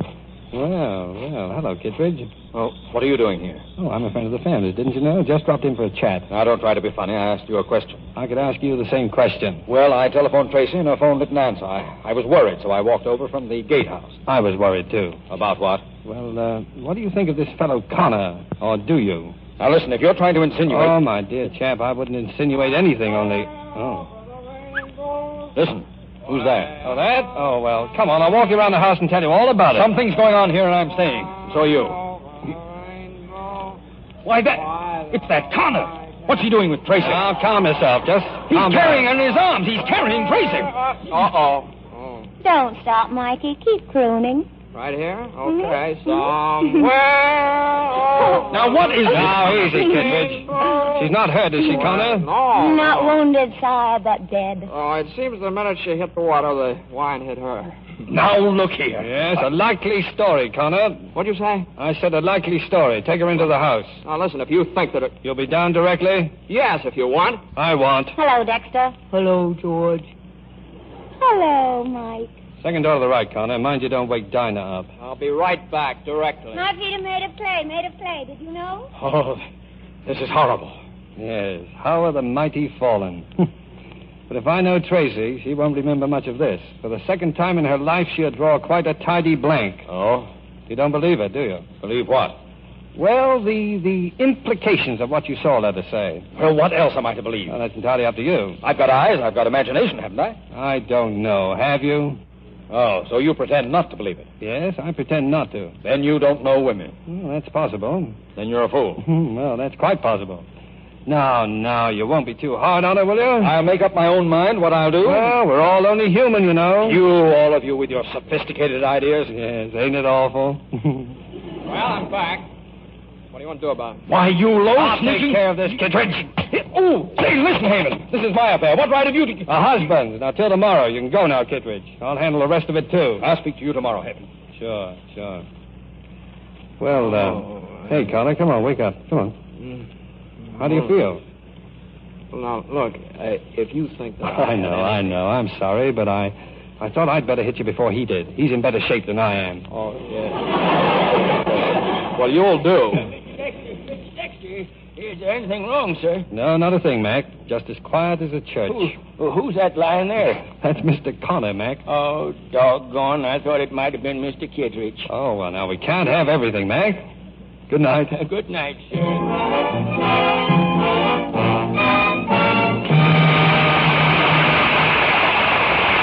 After a brief intermission, you'll hear the third act of the Philadelphia story. If you've started buying war bonds, perhaps you haven't figured that what you're doing for your country is working out to your own best interests, too. But it is. And there's nothing unpatriotic about the fact that these bonds are a gilt-edge investment, too, as Mrs. Brown here knows. Do you mind, Mrs. Brown, revealing your personal affairs? No, I don't. Our income is $35 a week. It's quite a sacrifice to put 10% of that into war bonds. But I told my husband that we'll save quite a bit of money. Indeed you will.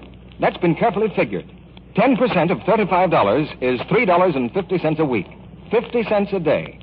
If you buy stamps and bonds at that rate for 5 years, you'll have bonds worth at maturity over $1,200. That'll buy you the finest car you ever drove when the war is won. And this is one of the safest investments in the world, isn't it? Yes. These bonds are backed by the entire resources of the United States government. You're going to get back $4 cash for every $3 you put in. That's a lot. Yes, but there are a few people who are thinking up reasons to excuse themselves for not buying these bonds. If you're one of them, your soldiers ask you to stop figuring why you can't buy them and start to find out how you can.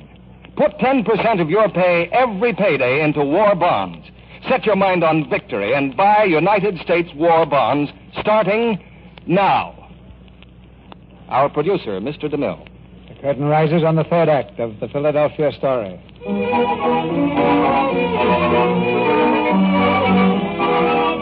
wedding day has dawned bright and fair, and the events of the wedding eve are a thing of the past, particularly for Tracy.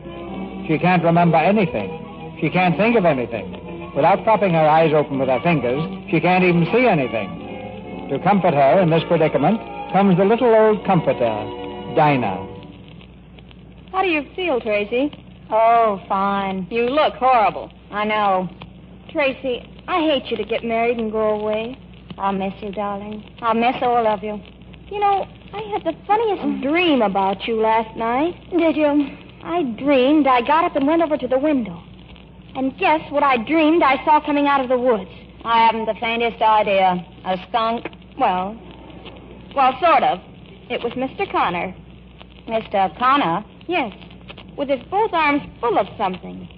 And guess what it turned out to be? What? You. Me, Mr. Connor, was carrying you. Wasn't it funny? It looked sort of like you were coming from the pool. The pool? I'm going crazy. I'm standing here solidly on my own 2 hands and going crazy. Then what?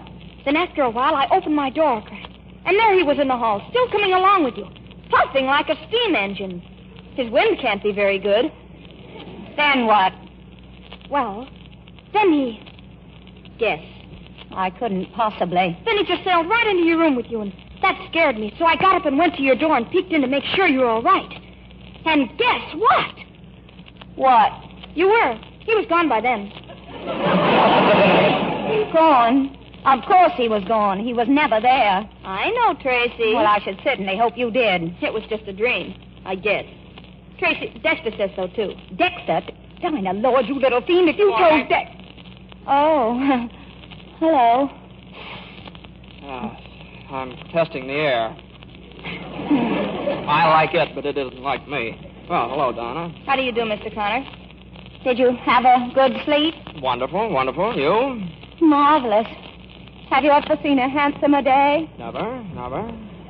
What did set you back? I got it for nothing, for being a good girl.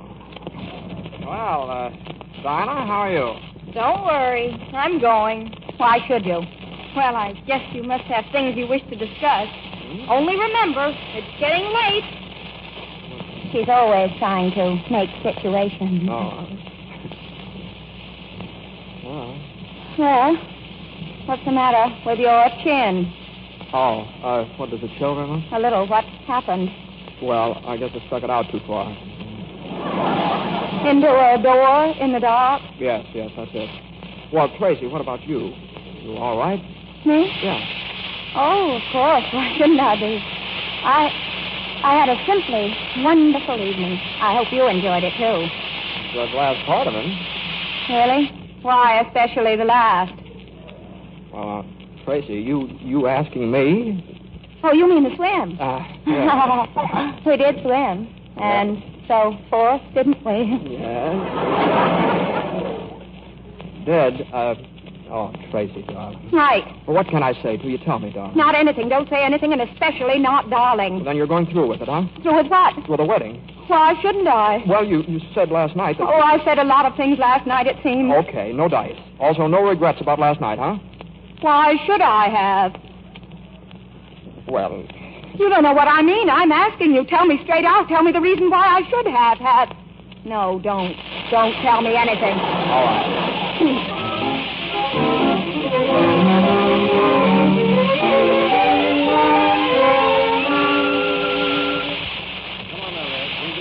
Doctor's orders. What is it? Just the juice of a few flowers. It's a type of stinger. Removes the sting. Oh, Dex, don't say that. Well, why not, Red? Nothing will, nothing ever can.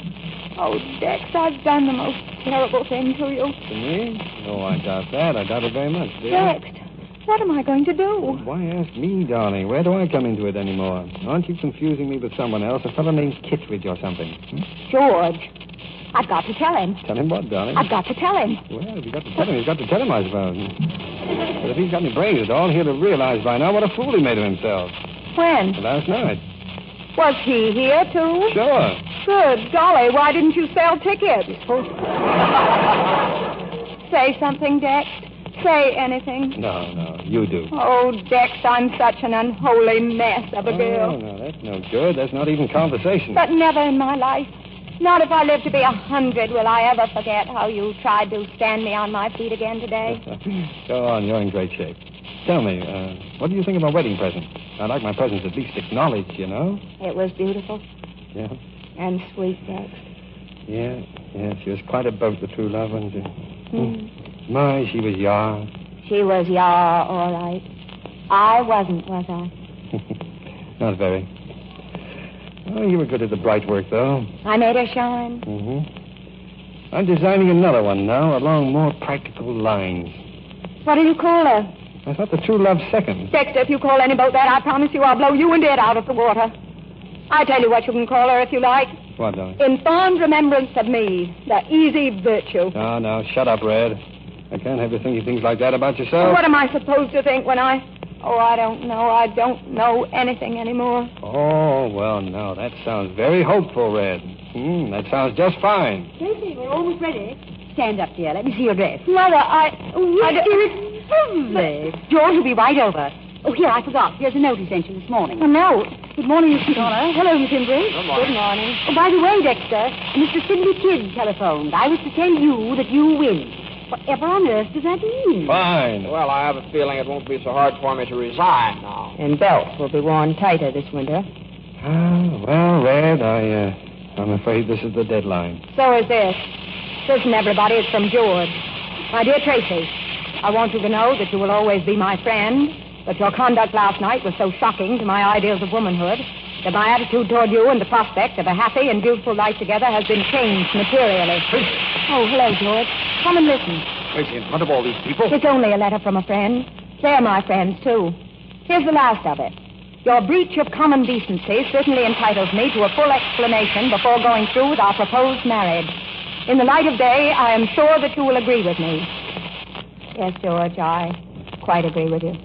That's all you have to say? What else? On the very eve of your wedding, an affair with another man. Oh, now, wait just a minute. Now, Kittredge, it may interest you to know that this so-called affair consisted of exactly 2 kisses and a rather late swim. Thanks, Mike, but there's no need to defend... After which I deposited Tracy in a room and promptly returned down here to you two, which doubtless you remember. Doubtless, without a doubt. You mean to say that was all there was to it? I do. Why? Was I so unattractive, so distant, so forbidding, or something that you... Well, this is fine talk, too. I'm asking a question. You were extremely attractive, but you were also a little worse or better for wine, and there are rules about that. Thank you, Mike. I think men are wonderful. The little dears. Then if it hadn't been for the drink last night, all this might not have happened. Apparently, nothing did. What made you think it had? Well, I'm not going to quibble, Tracy. Let bygones be bygones. Now, what do you say? Yes. And goodbye, George. I don't understand. Please, goodbye. You're too good for me, George. You're 100 times too good. But And I'd make you most unhappy, most. That is, I'd do my best to. All right. Possibly it's just as well. Yes, I thought you'd finally come to that conclusion. I have a feeling you had more to do with this than anyone. Possibly, but you were a great help. You and your rotten class. Oh, class, my eye. You're on your way out, the lot of you. And good riddance. Well, there goes George. Hey, come on, they're waiting for you. Oh, my sainted aunt. Well, don't just stand there. You better think of something.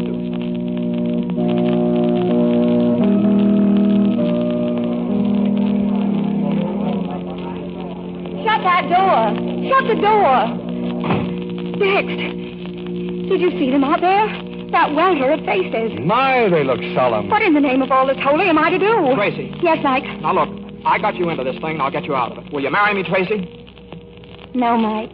Thanks, but... Nope. Why not? Because I don't think Liz would like it, and I'm not sure you would. And I'm even a little doubtful about myself. But I am beholden to you, Mike. I'm most beholden. But they're in there. They're waiting. Mike, don't get too conventional all at once, will you? There'll be a reaction. Come on, cheer up, Red. It'll be all right. You've been got out of jams before. Thank you. Mother, it's all right, dear. Your father will make a very simple announcement. Is there anything special you want me to say, Tracy? No, I'll say it. Whatever it is, I'll say it. I won't be got out of anything anymore, thanks. Tell them to stop the music. Tracy, listen. Dex, what can I say? Just open that door and go ahead. I'll prompt you. Ladies and gentlemen. Dex. Well, Dex. Ladies and gentlemen, 2 years ago I did you out of a wedding in this house by eloping to Maryland. 2 years ago, you were invited to a wedding in this house. And then I did you out of it by eloping to Maryland. Right. Which was very bad manners. Which was very bad manners. But I hope to make it up to you by going through with it now as originally planned. But I hope to make it up to you by going beautifully through with it now as originally and most beautifully planned. So if you just keep your seat for a minute. So if you just keep your seats a minute. Well, that's all. That's all. Dex, are you sure? Not the least, but I'll risk it, will you? You bet. You didn't do it just to soften the blow. Oh, no, Tracy. You ought to save my face. Oh, it's a nice little face. Oh, Dex, I'll be yours. Now, I'll promise to be yours. You'll be whatever you like. You're my redhead. Now, are you all set? All set. Now, will you be best man, Mike? Honor, TK. Maid of honor, Liz? Matron of honor, remember Joe Smith? Oh, how did this ever happen? Well, come on, let's get in there. See you soon, Red. See you soon, Dex. Tracy, darling. I love you, Father. I love you too, Tracy. Never in my life have I been so full of love before. Come along, come along. Wait, how do I look? Like a queen. Like a goddess. And you know how I feel? How? Like a human. Like a human being.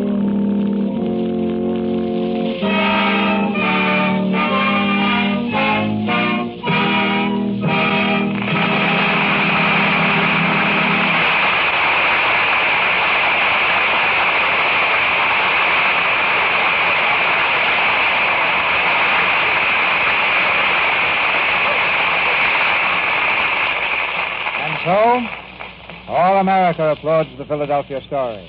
And Cary Grant, Katharine Hepburn, James Stewart, and Ruth Hussey. Each contributed time and talent to this radio effort to help win the war. And as we look out on the world tonight, we find that the war has indeed reached a crisis.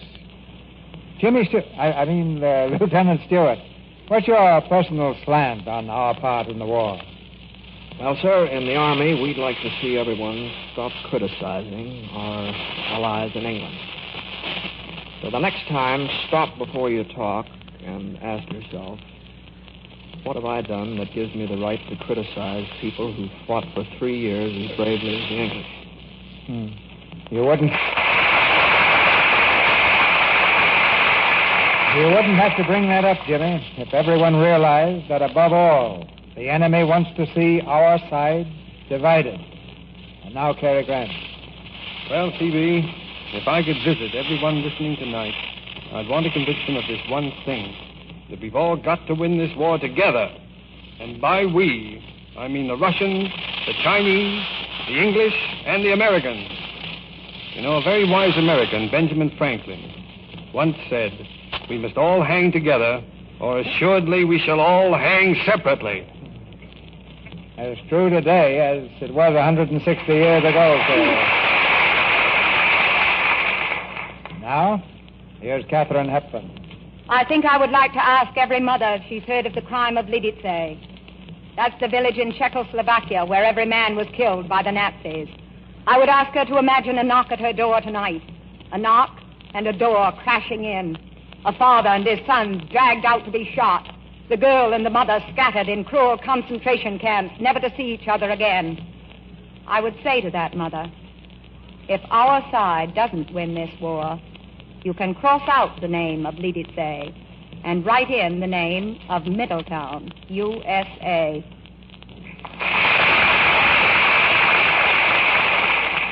That crime will be remembered, Katharine. Miss Ruth Hussey. It must be clear by now to all Americans that you can't compromise with the men responsible for Lidice. But I've heard people say that we'd be better off if we could make peace with Hitler now. Isn't it plain by now that we must win or surrender? And if we surrender, isn't it plain what we can expect?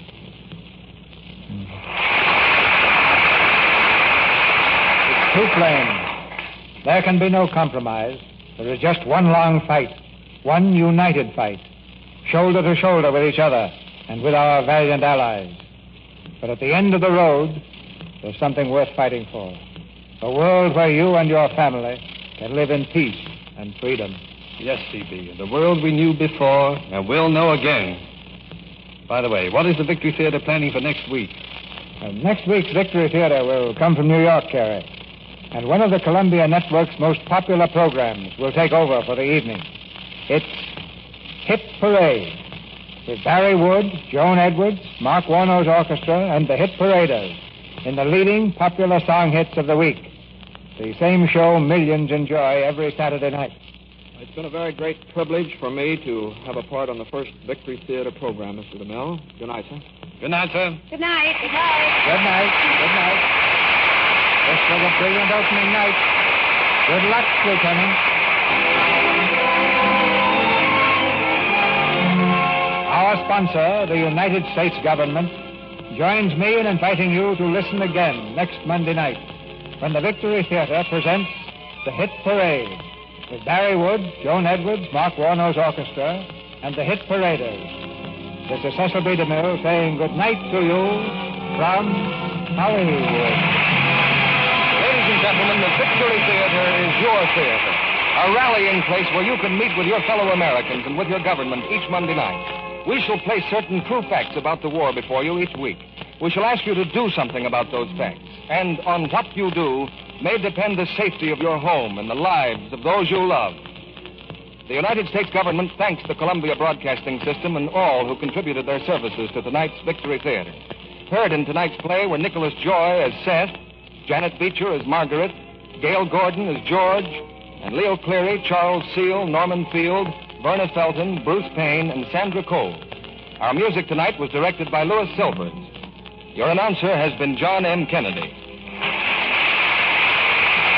This is the Columbia Broadcasting System.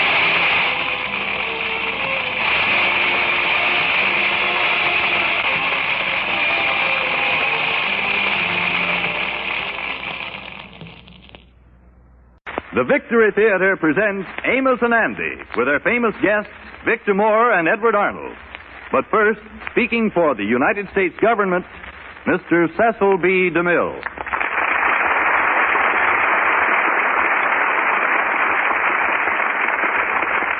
There was a great soldier once, ladies and gentlemen, who used to get down on his knees before every battle and pray. His name was George Washington. And if he were alive today, I believe he'd be praying perhaps harder than he ever did before. He might almost regret that a century and a half of the freedom he fought for has bred in Americans a spirit of optimism and self-confidence, a blind faith in our own power. And he might pray that we may be taught a realistic concept of the battles that lie before us. We're a long way from winning this war, and a few scattered successes here and there merely emphasize the brutal, weary distance we have yet to go. We can't afford to underestimate the enemy. We've got to work much harder at what we're doing, think and live this war until we've won it. We're in the greatest dance of death this world has ever known. We can't afford to sit this dance out.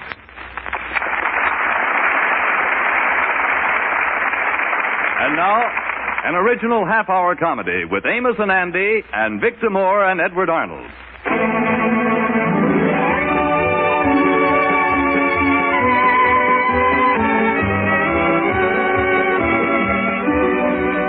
Even as love came to Andy Hardy, love has come to Andy Brown. It has come in the shape of lovely Yvonne Jefferson, and truly a lovely shape. Tonight, Andy is on his way to the Harlem branch of the Honesty Insurance Company, where Yvonne is employed to surprise her when she gets through work. Amos is driving Andy over in the taxi.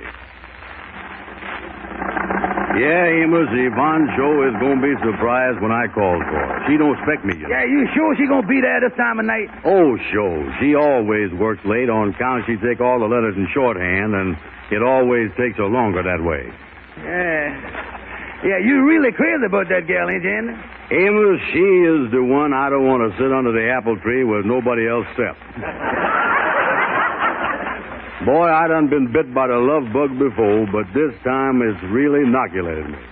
And I'm going to ask her to marry me, too. Well, don't you think that's rushing things a little, Andy? After all, you hardly know the gal. Well, Amos, when you was hit with a great love, time stands still. Time don't mean nothing. What time is it? It's almost 8 o'clock. 8? Step on it, Amos. I don't want to miss Yvonne. Come on, Amos. Well, you don't need to rush. There's the building right here. Where? Right there on the corner there. See the sign there? Honesty Insurance Company. Honesty is the best policy. Yeah, okay, come on. Yeah, I don't see no lights on, Andy. Yeah, well, she work in the room in the back. Oh, you going to the back door? Well, there ain't no back door. I'm going up the alley and stick my head in the window and surprise her. Only you better come along and boost me up, count as a high window. Yeah, that's a high-class looking box of candy you got there, son. Yeah, well, I've been saving the box for just such occasion like this, and I done filled it up with dime store candy. And then I put a ribbon around it. Yeah, well, ain't she gonna know it's dime store candy even though you got it in a fancy box? No. The only way she could tell is by eating it, but I has done writ $2.50 on the bottom of the box, and her eyes will pop out at the price 4 tongue can pop out for the candy. Oh, yeah. Now, wait a minute. There's the window right there, see? Boost me up on this ash can so I can see in. Come on now. Get up there now. Hold that ash can steady, Amos. I can't. Why not? You're standing on my hand. Oh, excuse me. Wait a minute. Shh. I can see her. Yeah. Yeah, she's there by herself, and she... Uh-oh. This ain't good. I don't believe it. I see it with my own eyes, and I still don't believe it. Amos, get me down. Yeah. What's the matter, Andy? Nothing at all. Come on. Yeah, well, where we going? Ain't you going to surprise Andy? She done beat me to it. She done surprised me.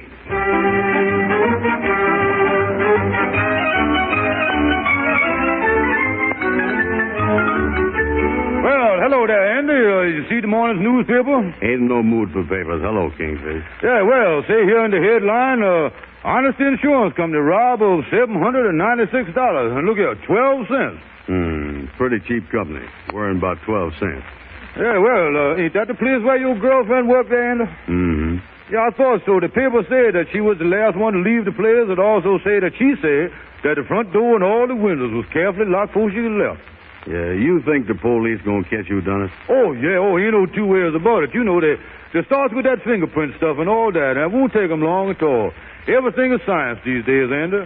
Yeah, they catches the criminal right in the test tube. They do, huh? Oh, yeah. Everything is scientific. Yeah, I see the moving picture ones where the only clue was a piece of hair. Yeah, they analyzed the hair, and they found some special kind of tonic on it. Yeah. Then they analyzed the tonic, and they found out what drugstore it was bought at. Then they analyzed the druggist. Yeah, I tell you, just from that one piece of hair, you ain't never seen so much arresting in your life. They was arresting people right and left. The whole thing ought to be a good lesson to criminals. What's the lesson? Always wear a hat when you goes on a job. What? Yeah, well, I guess that's right, all right, yeah. Say, Kingfish, here come Amos. I wonder if I could be alone with him. I want to speak to him about something confidential. Oh, sure thing, Andy. Yeah. Well, hello there, Kingfish. How's you there, Andy? Hello, Amos. Yeah, well, I'll be running along. See you boys later. So long. Amos, did you see the paper? You mean about the honesty robber? Yeah, I see it then. Listen, son, I'm going crazy here. I got to speak to you. When I looked in that window last night, I see Yvonne take some money out the safe. Sure enough. Yeah, and she put it in her pocketbook. You know, I figured there was something like that from the way you've been worrying, Andy. Amos, what must I do? Well, you gotta go and tell the police, Andy. Yeah, but how can I do that? I was in love with Yvonne. Andy, if she took that money, then you was in real love with the wrong person. Not if she got $796.12, I ain't. Now, wait a minute, Andy. It's your duty to report what you see, no matter who you see do it. Yeah, I was afraid that's what you'd say. I guess you're right, though, Amos. Oh, me, poor little Yvonne. Yesterday we was two little lovebirds.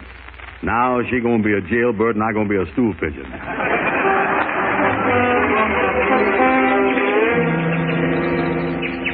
Well, did you see the news, Henry? The gal of Anna's done been arrested. Yes, I heard. You met the young lady, too, didn't you, Brother Crawford? Yes, I did meet her. As a matter of fact, she visited us once at our house, but I'm trying to keep that quiet.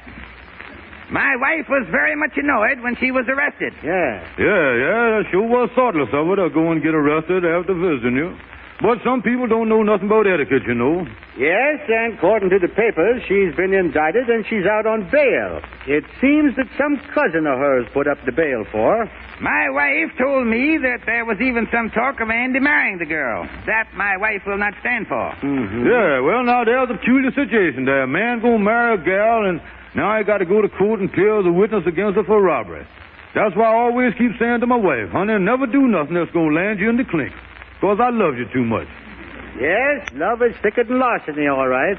Well, look here. Look who's coming. Hello, Andy. Hello, fellas. Sorry about the news, Andy. Well, I'll be running along now. Yes, it was a big blow to all of us, and my deepest sympathy goes to the poor girl who was caught stealing the money. And to you, too. Goodbye, Andy. So long. Kingfish, don't go. Yeah. Listen, you knows about the law.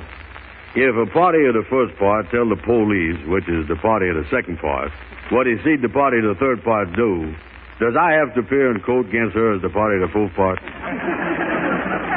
Yeah, that's some party you got there, son. Let me think here. Now, that comes under the America's Hapless Witness Law and all that versus vice stuff, you see. Wait a minute. Now, in the case of the state of Ohio versus my brother-in-law, how did that go? They wanted him to appear as a witness, and he didn't want to. He flatly refused because he knew that they couldn't do nothing about it. What happened? I don't know. I'll go ask him as soon as he get out of jail. But listen, Anna, here's what you better do. You just... who is coming in here? Pardon me, but is there a Mr. Andrew H. Brown anywhere around? Well, what you want to see him about? I'm going to beat it, and I'll see you later. Okay, Kingfish, okay. He called you Andy. And you are Mr. Brown. I know it. Well, so what? I know it before you did. Would it be a terrible imposition if I sat down? No. Go ahead. Sit down. Well, what do you want, mister? My name is Victor Moore. Yeah, glad to know you, Mr. Moe. In connection with what can I do something for you about? Excuse me while I loosen my shoelaces a little. All day long, I just walk. It certainly feels good to sit down for a minute. Mister, this is my busy day. I got a lot on my mind. Proceed with everything, will you? Oh, it's just a little matter of... Well, darling and all, I just have to offer you this summons. Well, thanks just the same, but excuse me for protruding, but, did you say... Uh-huh.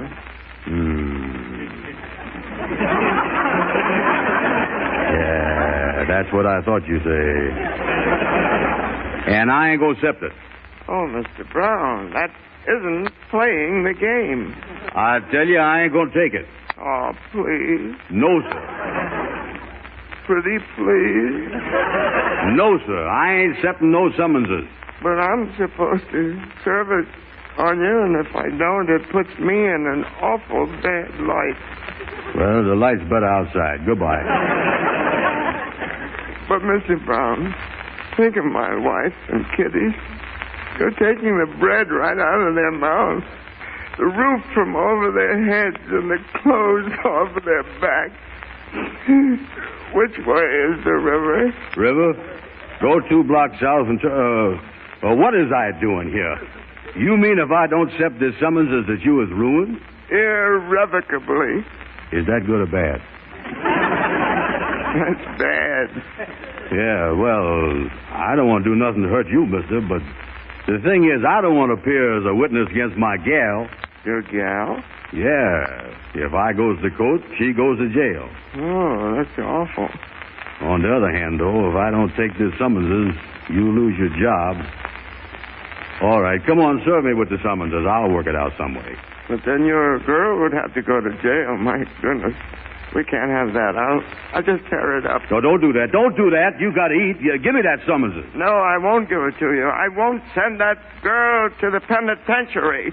I'll starve first.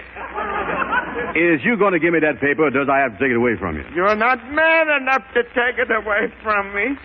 If I don't want to serve a summons, a mule couldn't pull it away from me. I couldn't I? Give me that thing. No, wait. You can't. Give me it. Oh, now, you shouldn't have taken it. Listen here, mister. You is too soft-hearted. Take my advice and get out of this summonses business. You don't belong in it. Is that so? I've been serving them for 40 years, and I never saw this method fail yet. So long, sucker.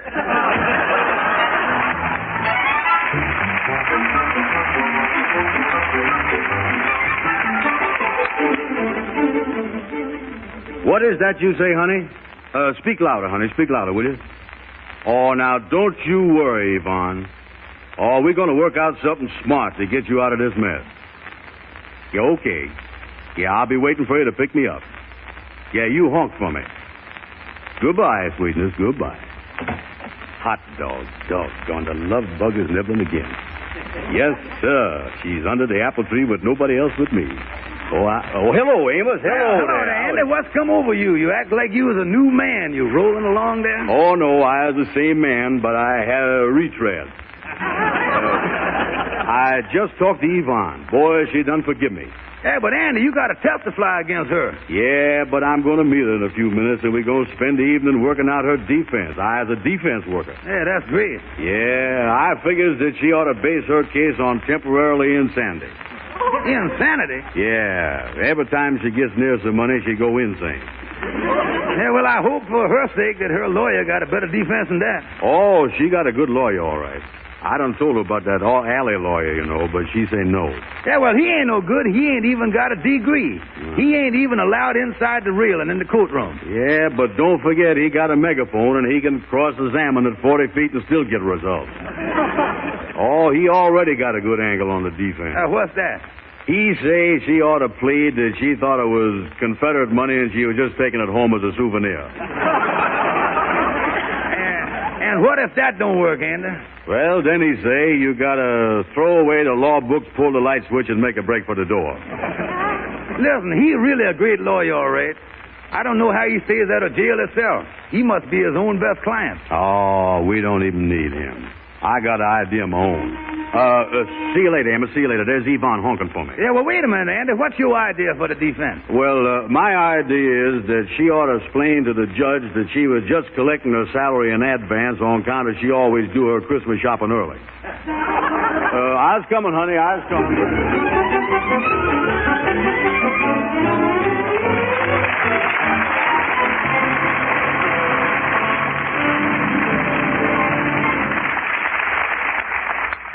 And now, Mr. DeMille. War is never a bargain to anybody. No one has time to go window shopping for the cheapest weapons or cut-rate strategy.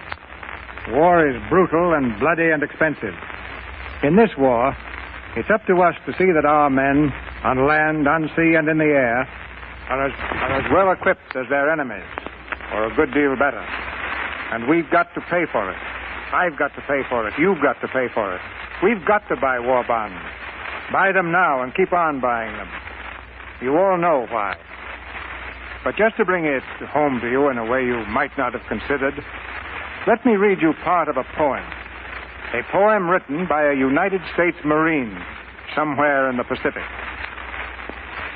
And if our lines should form and break because of things you failed to make, the extra tank or ship or plane for which we waited, all in vain, and the supplies that never came, will you then come and take the blame?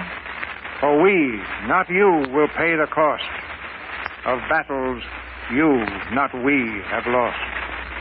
That's a Marine's way of putting it. One answer a civilian can write is a check for more war bonds.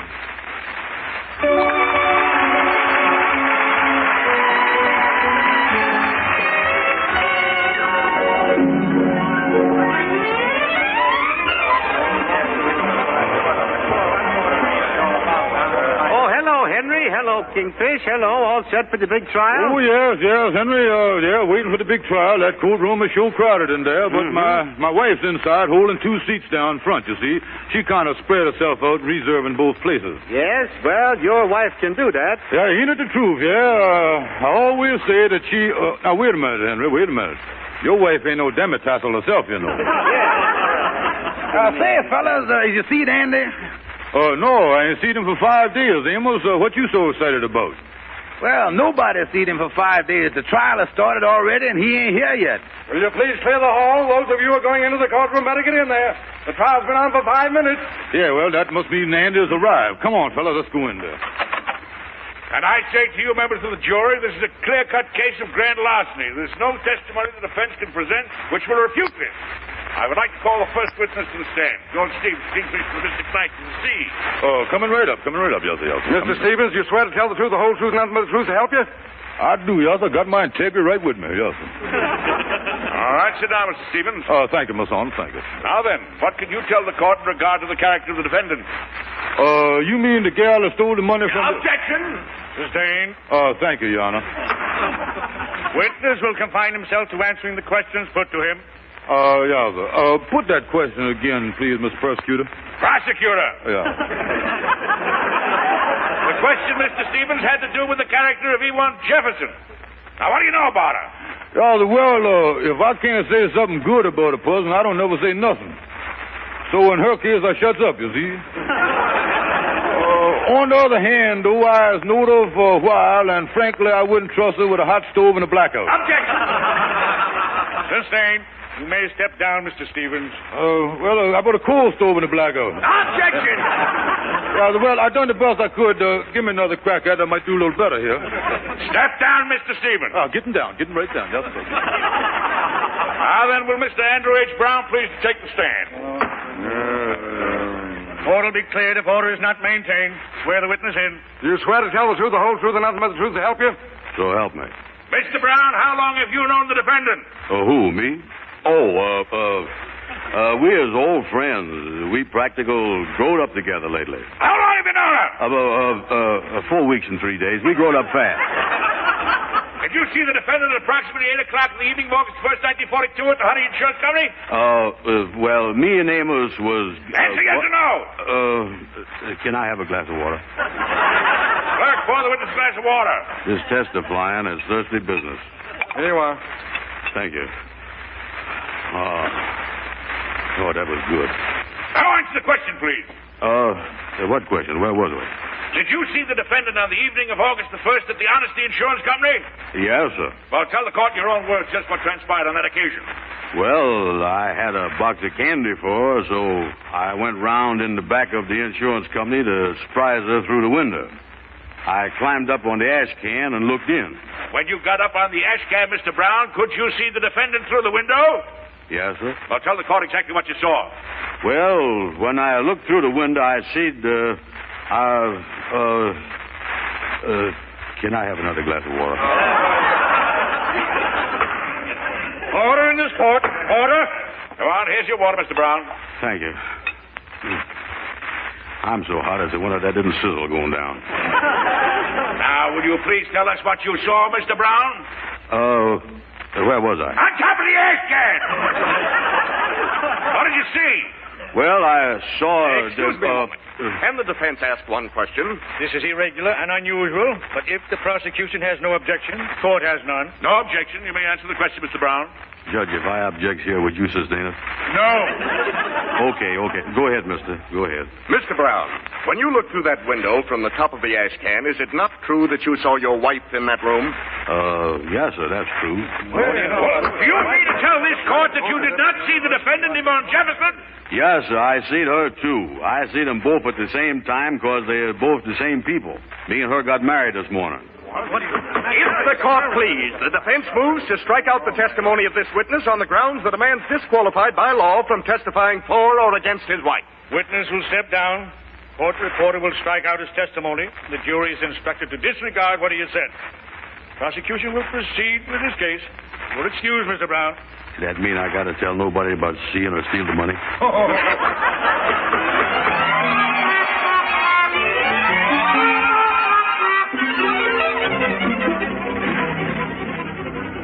I don't see Andy nowhere around here, Kingfish. Maybe one of us should have kind of covered the bus station. Yeah, well, sure he said he was going to take a train. He said he was going to the South Seas, and the buses don't go there. Yeah, well, trains don't go there neither. There's something awful wrong about this thing, Kingfish. Why is he going away all alone? He done married that gal to save her, and, well, he ain't done seen her since yesterday in the courtroom. And if he's running away from something... Look, Amos, look. Ain't that him over there by the ticket window? Yeah, that's him, all right. Come on, Kingfish. Andy, hey, Andy. Amos, Kingfish, what you doing here? Listen, Andy, nothing. We ain't trying to mess in your business, Andy. We just wanted to say goodbye to you. Oh, goodbye. I was off to the South Seas. You've been a good friend, Amos. I'll send you a coconut. Goodbye, Andy. Another thing, Andy, you didn't tell us nothing about the wedding. When one of my friends gets married, why, I kind of like to hear about the wedding. Yeah, tell us about it, Andy. You got time before your train leaves. Oh, well, it was just a simple ceremony. Yeah, that's the best kind, simple, yeah. Yeah, we went to this justice of the peace, and he stood in front of us, and Yvonne was on one side of me. The justice's wife was on the other side, and behind me was Yvonne's cousin with the gun, and there was some organ music, and... Oh, wait a minute, Joe, wait a minute. What's that you say about a fella with a gun, Andy? Did I say that? Yeah. Oh, me, I should never say that. Oh, come on now, talk, Andy. Come on now, tell us what you're going to tell us. You was forced into this marriage, Andy, ain't that right? Amos, please. Dear cousin said if I say anything, they'd find me floating down the river. And you know I can't swim a stroke. Now, look here. We ain't going to let him get away with nothing like that, is we, Kingfish? No, sir. That cousin can't scare us. You ain't scared, is you, Andy? Who, me? A little. Oh, now, look here. Come on, Andy. We're going to get this marriage null and voided. Quit dragging me, boys. Let go of my arm. Let go of my arm so I can get my money back for this ticket. Okay. Say, where was you going, Andy? I don't know. I just asked the man for $12 worth of distance. That ought to take me someplace in the South Seas. Well, you can't go, Andy. Well, what is I going to do with that sarong that I bought?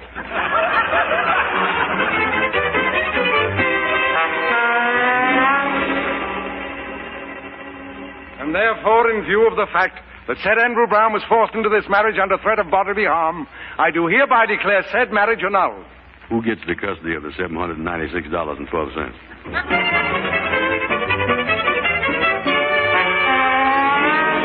And now that you can legally testify again, Mr. Brown, will you please tell us what you saw from the top of the act? Yes, sir. First, could I have another glass of water?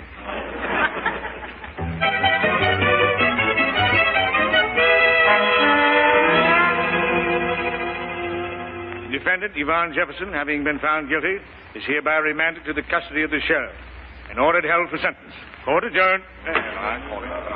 Well, Andy, I guess that's that. Yeah, thank goodness that's over. You sure they caught that cousin fella that was the best man at my wedding? Oh, yeah, he's in jail, all right. Only he wasn't no cousin of Yvonne's. He was her real sweetheart, Andy. He was? Yeah. Well, Amos, that experience has done taught me one thing. What's that? No more women's. I is off women's for life.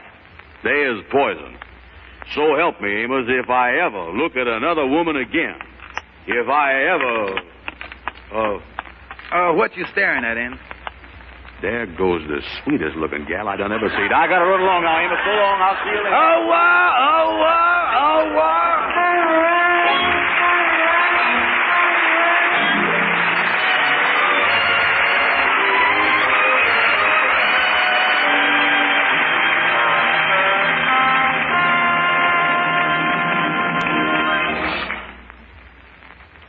Ladies and gentlemen, this has been the sixth of the Victory Theater programs, and the first time that Amos and Andy have appeared in a half-hour comedy radio play.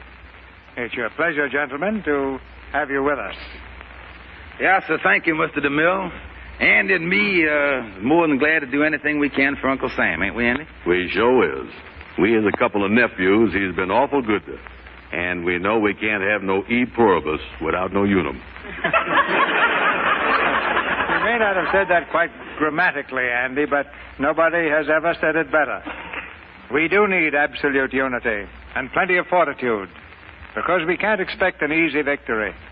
Our recent successes on several fronts are very heartening, but we must be prepared for many hardships and reverses before total victory is achieved.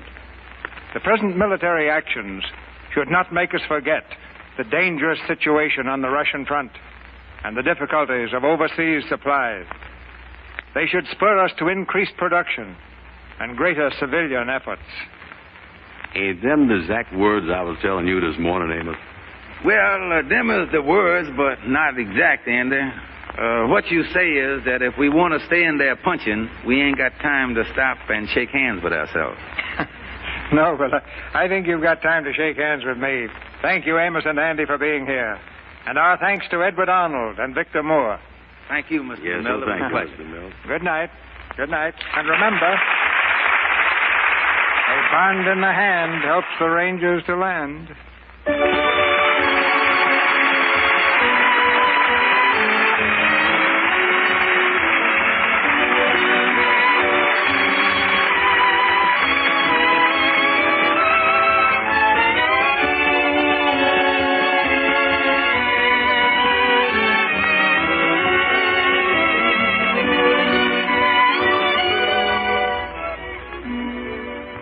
The United States government takes this opportunity to thank all of the people who made this Victory Theater program possible. The stars, the writers, Lud Gluskin, who wrote and directed the musical score, and the men behind the scenes in the Columbia Broadcasting System and their affiliated stations. All of them have given their time and talent without return so that you and your government can have a rallying point in the conduct of the war. Next week at the same time, the Victory Theater will present as the contribution of the Screen Guild show that stirring story of an average citizen, Joe Smith, American, adapted from the picture of the same name and starring Robert Young and Ruth Hussey. Be sure to tune in again next Monday evening. And may I remind you that starting September 1st, Hollywood's greatest stars will be in or near your hometown. Join them in helping to put your town over the top in War Bonds for Victory. Your announcer has been Del Sharbert. This is the Columbia Broadcasting System.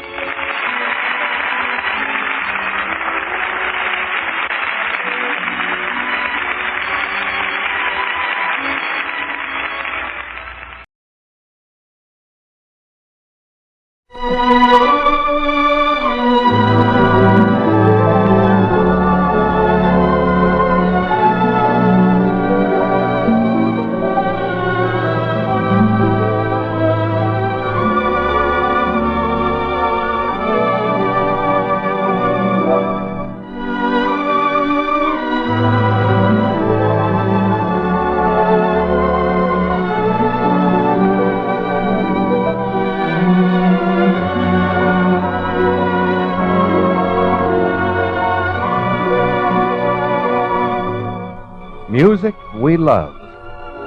Special Service presents a half hour of the favorite music of you soldiers, sailors, and Marines of the United Nations, with the orchestra under the direction of Alfred Wallenstein and the voice of Richard Crooks.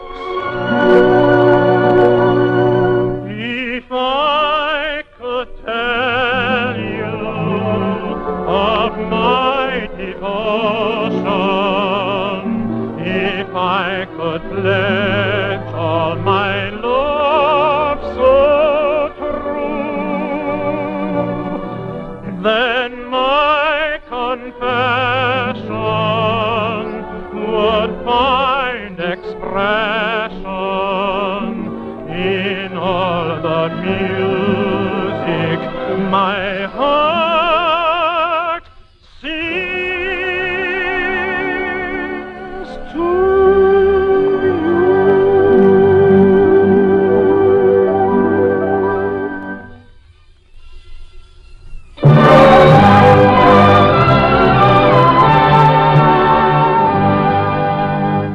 by yon bonny banks and by yon bonny braes, where the sun shines bright on Loch Lomond, where me and my true love were ever wont to gay, on the bonny, bonny banks of Loch Lomond.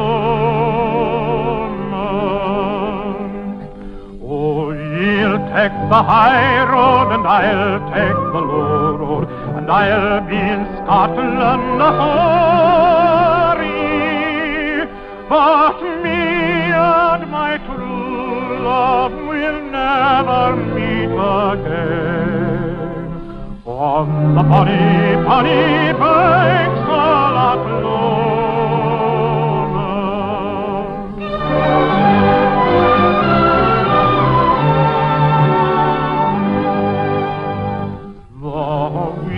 Birdies sing and the wildflowers spring, and in sunshine the waters are sleeping, but the broken-hearted cairns nay second spring again. Though the waeful may cease frae their oh, you'll take the high road and I'll take the low road, and I'll be in Scotland hoary, but me and my true love will never meet again on the bonny, bonny banks of Loch Lomond.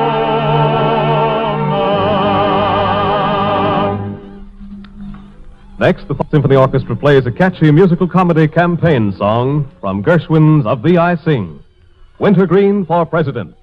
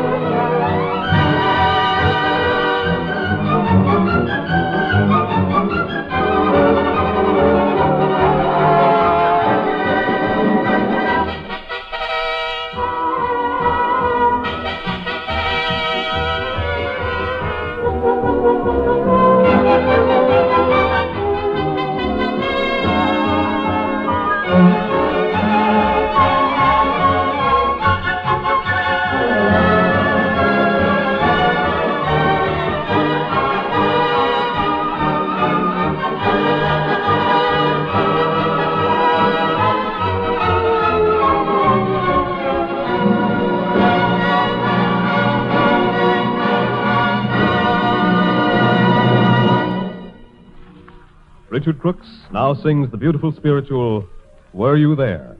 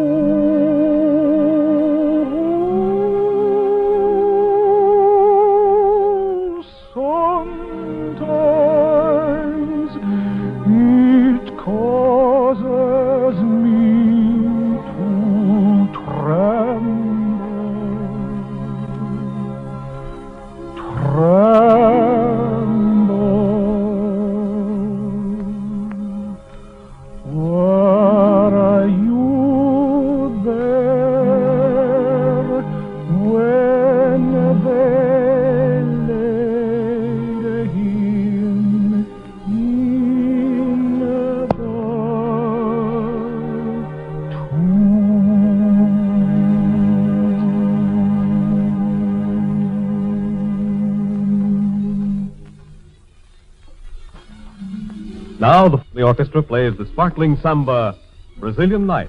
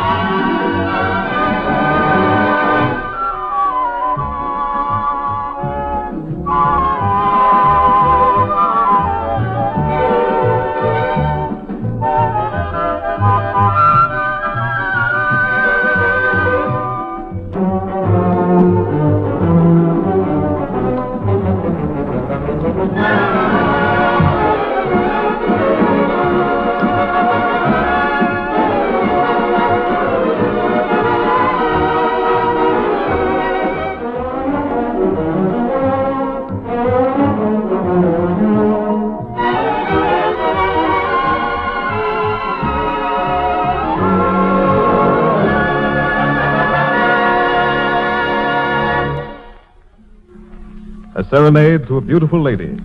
Sylvia, sung by Richard Crooks.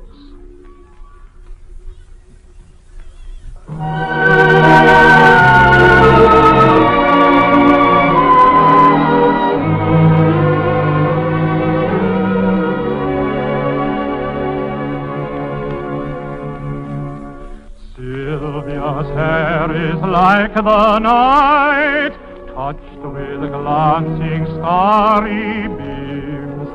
Such a face as drips through dreams. This is Sylvia to the sight. On her touch of Sylvia's hand is as light as milkweed dawn. When the meat are golden brown on the autumn field, the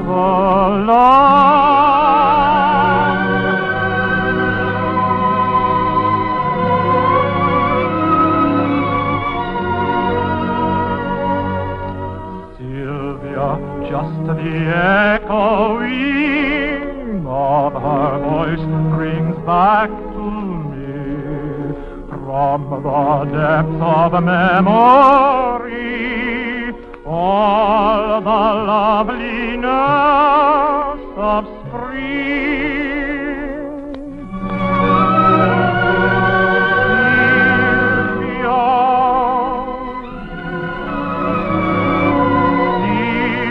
Sylvia, such a face as drifts through dreams. This is Sylvia to the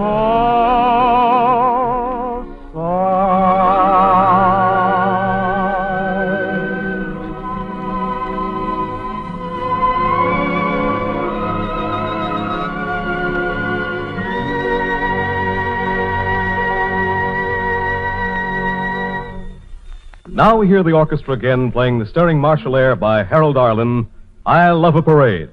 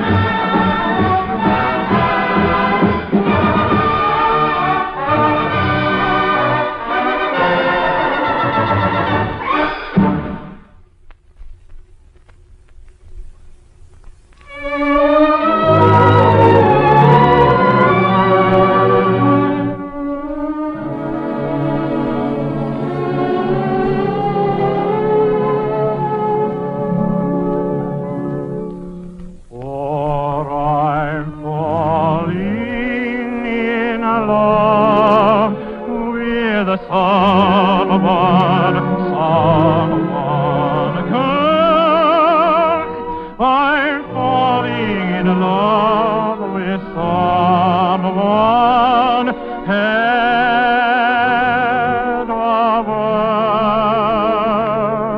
Yes, I'm falling in love with someone plain to see. I'm sure I could love someone madly if someone would only love me.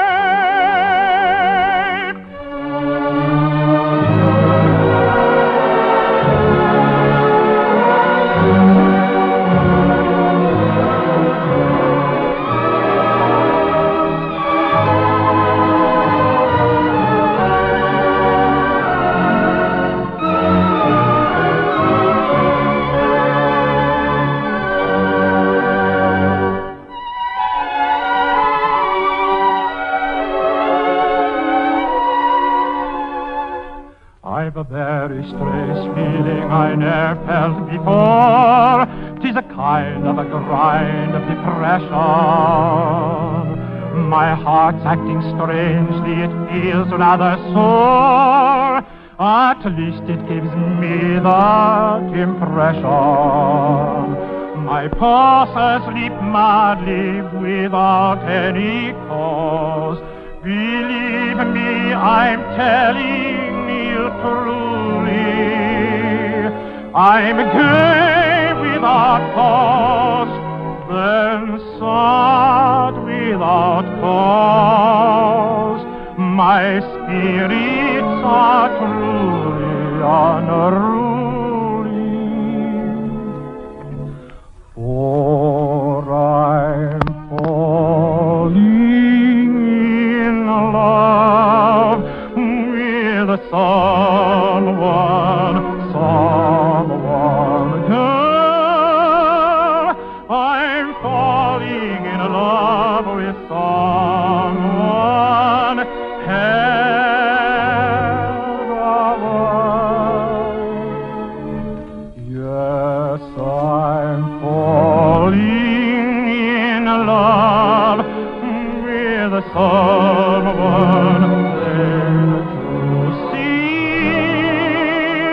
I'm sure I could love someone madly if someone could only love me.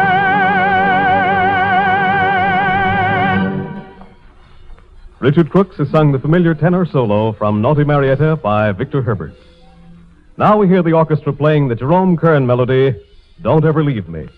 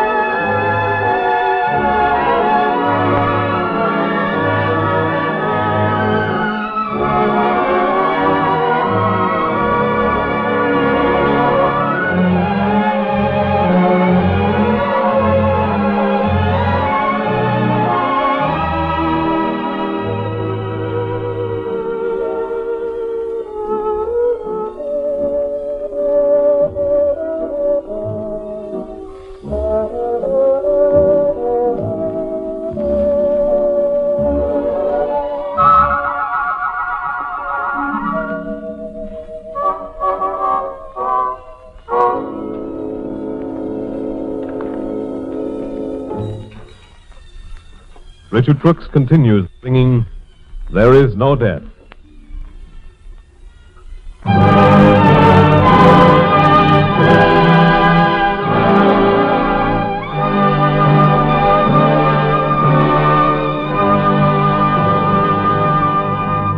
I tell you, they have not died.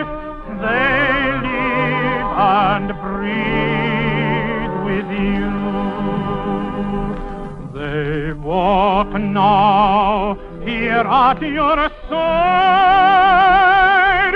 They tell you things are true.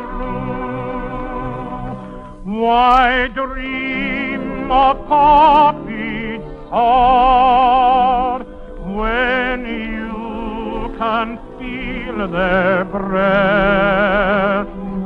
When a flower and a soul and God knows there is no death.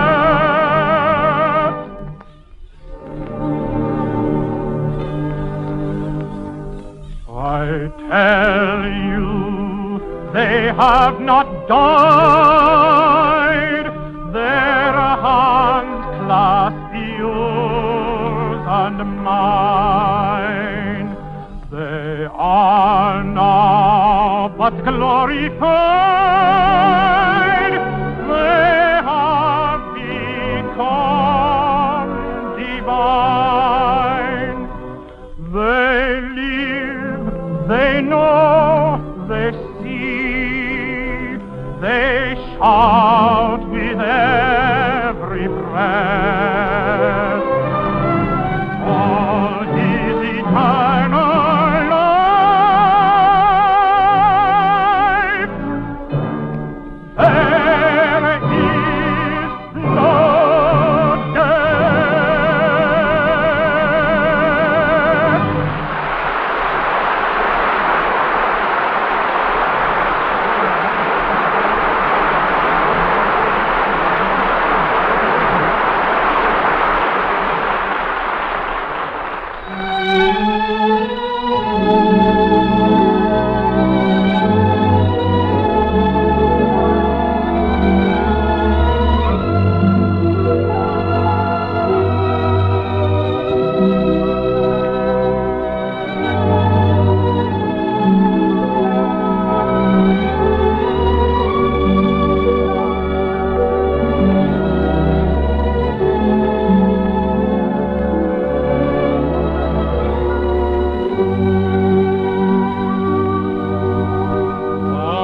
And now each flower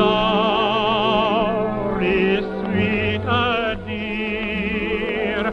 I know it's Music We Love was rebroadcast especially for you men and women in the armed forces of the United Nations by the Special Service Division of the War Department of the United States of America.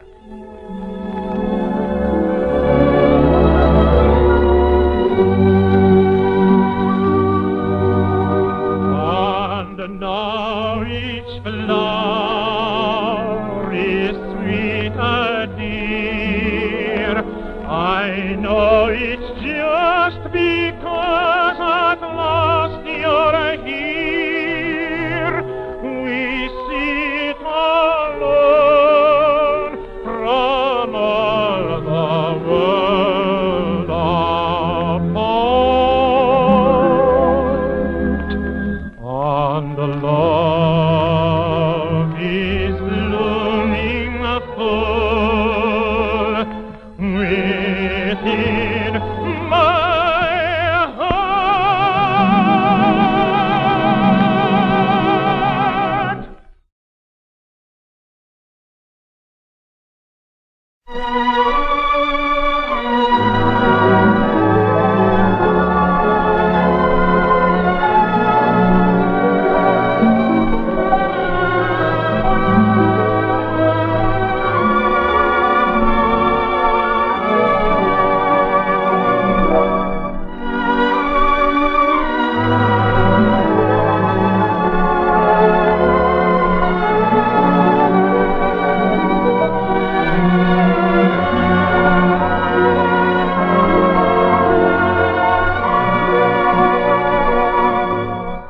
music we love.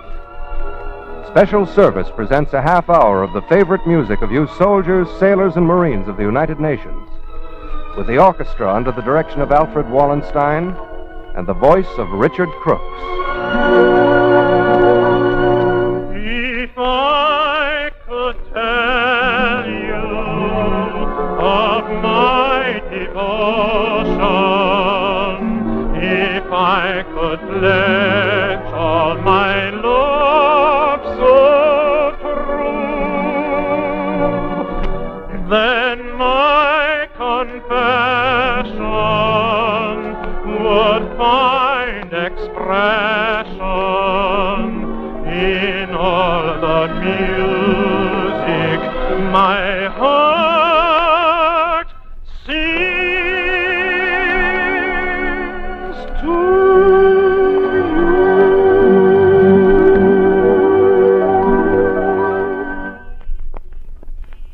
We open tonight with a medley of tunes from Irving Berlin's This is the Army.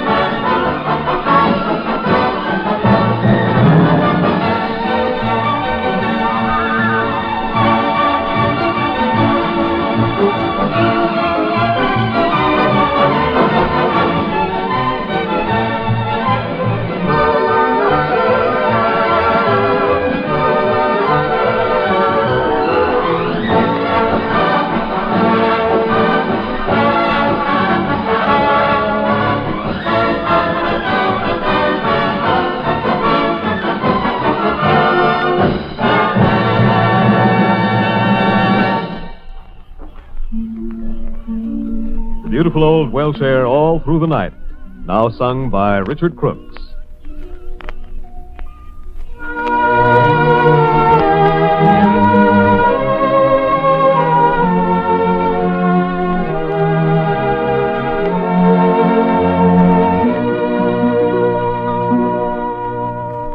Sleep, my love, and peace attend thee all through the night.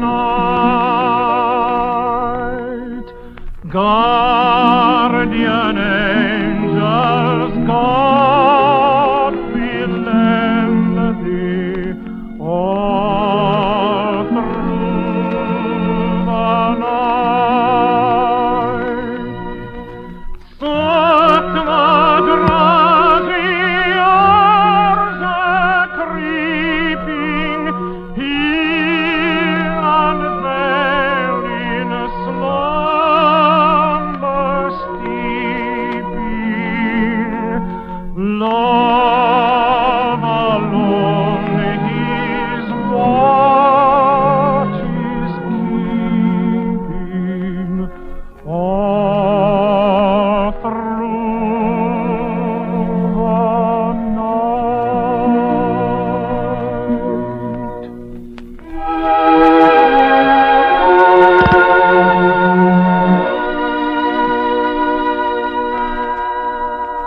Hark, a solemn bell is ringing clear through the night. Thou, my love, art heavenward winging home through the night. Earthly dust from off thee shaken, soul immortal, thou shalt waken. With thy last dim journey taken home through the night.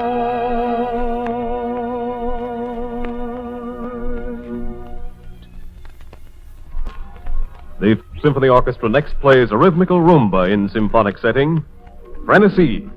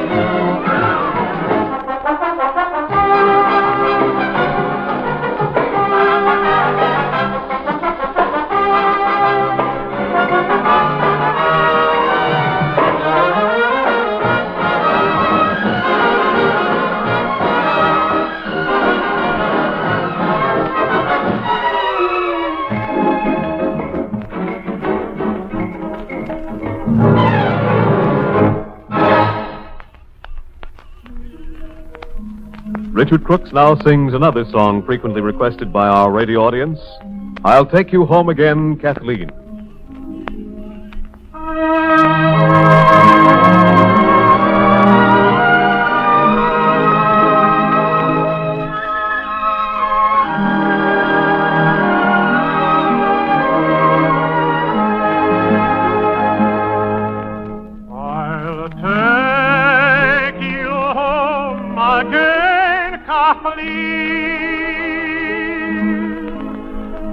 Across the ocean wild and wide, to where your heart has ever been, since first you were my blushing bride.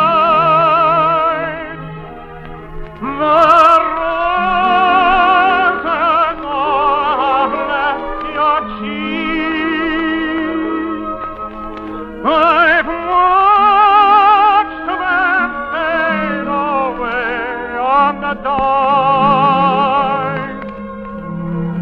Your voice is heard whenever you speak, and the tears bedim your loving eyes.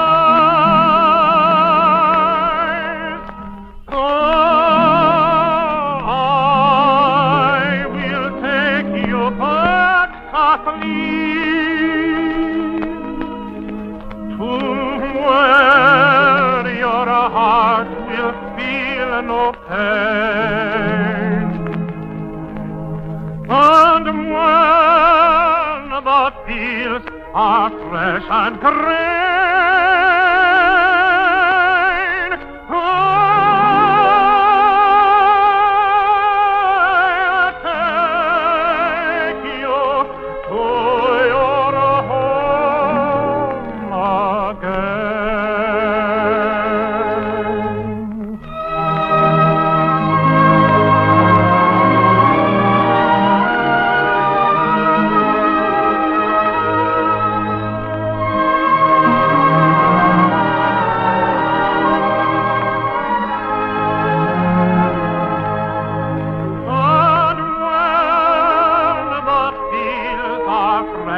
and green. I'll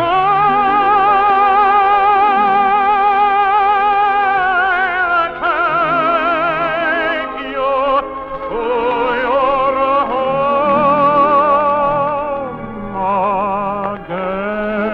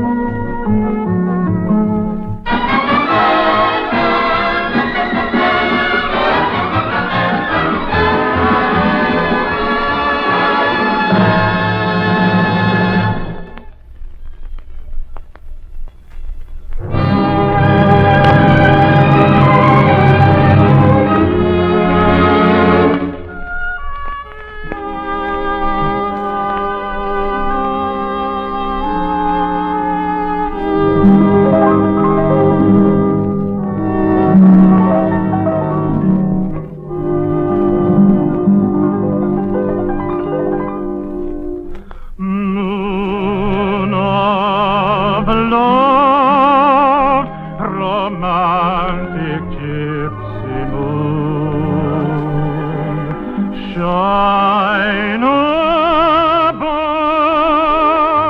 your light will fade too soon. Life is fair, a path with roses strewn. When you're there, romantic gypsy moon.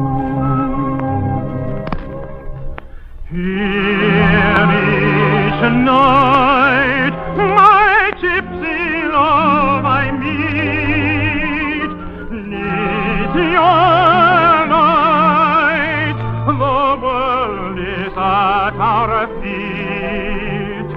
Moon divine, cast your shine, stronger, longer, gypsy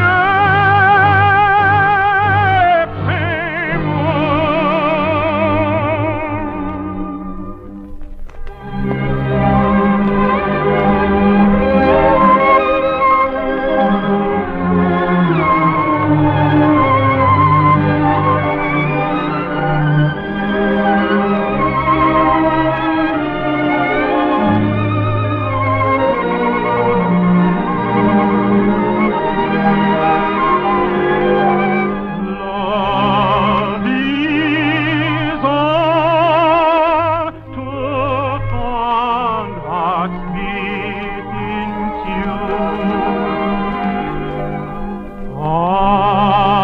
At your call, romantic gypsy.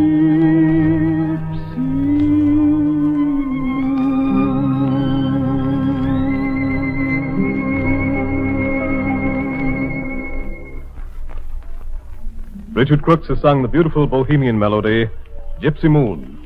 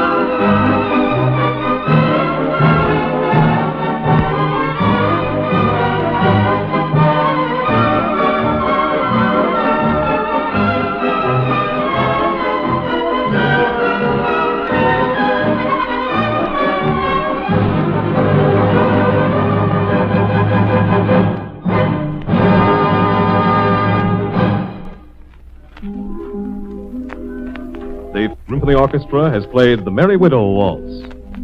Richard Crooks continues singing a medley of cute tunes of the West. Home on the Range and Take Me Back to My Boots and Saddles.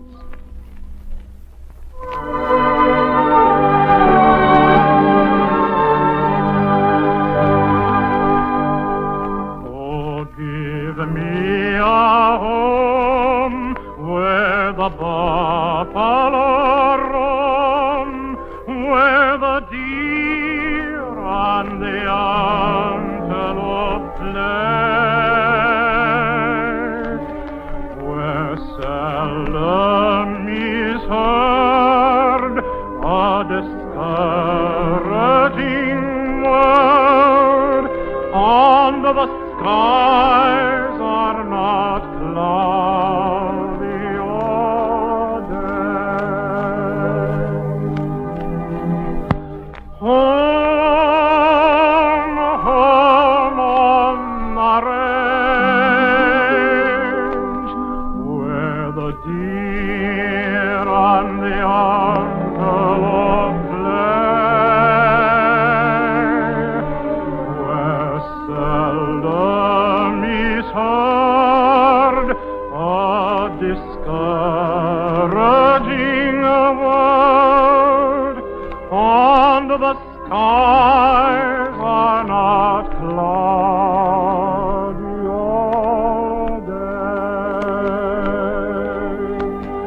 Oh, give me a land where the bright diamond sun flows leisurely down the stream,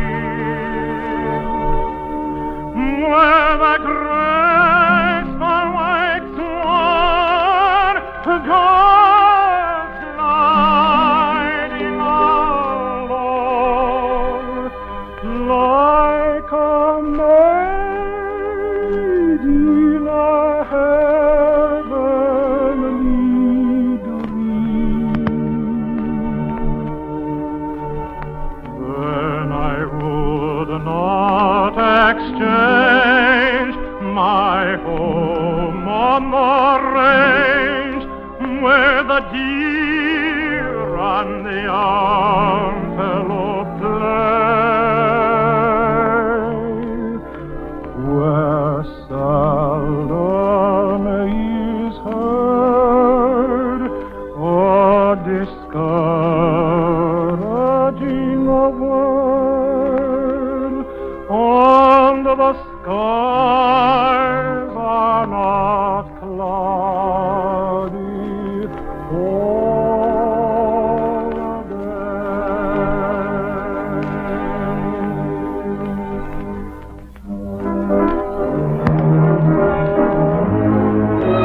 Take me back to my boots and saddle.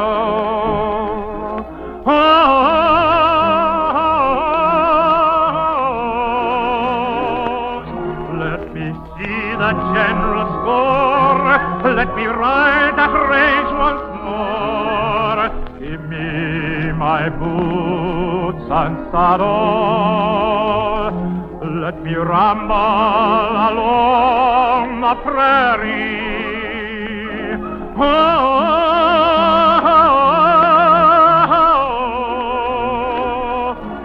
Broken steers on old barracks, with my body slim and taxed. Give me my boots and saddle. Let me greet each blaze and moon on the ranch where I was born. Give me my boots and saddle.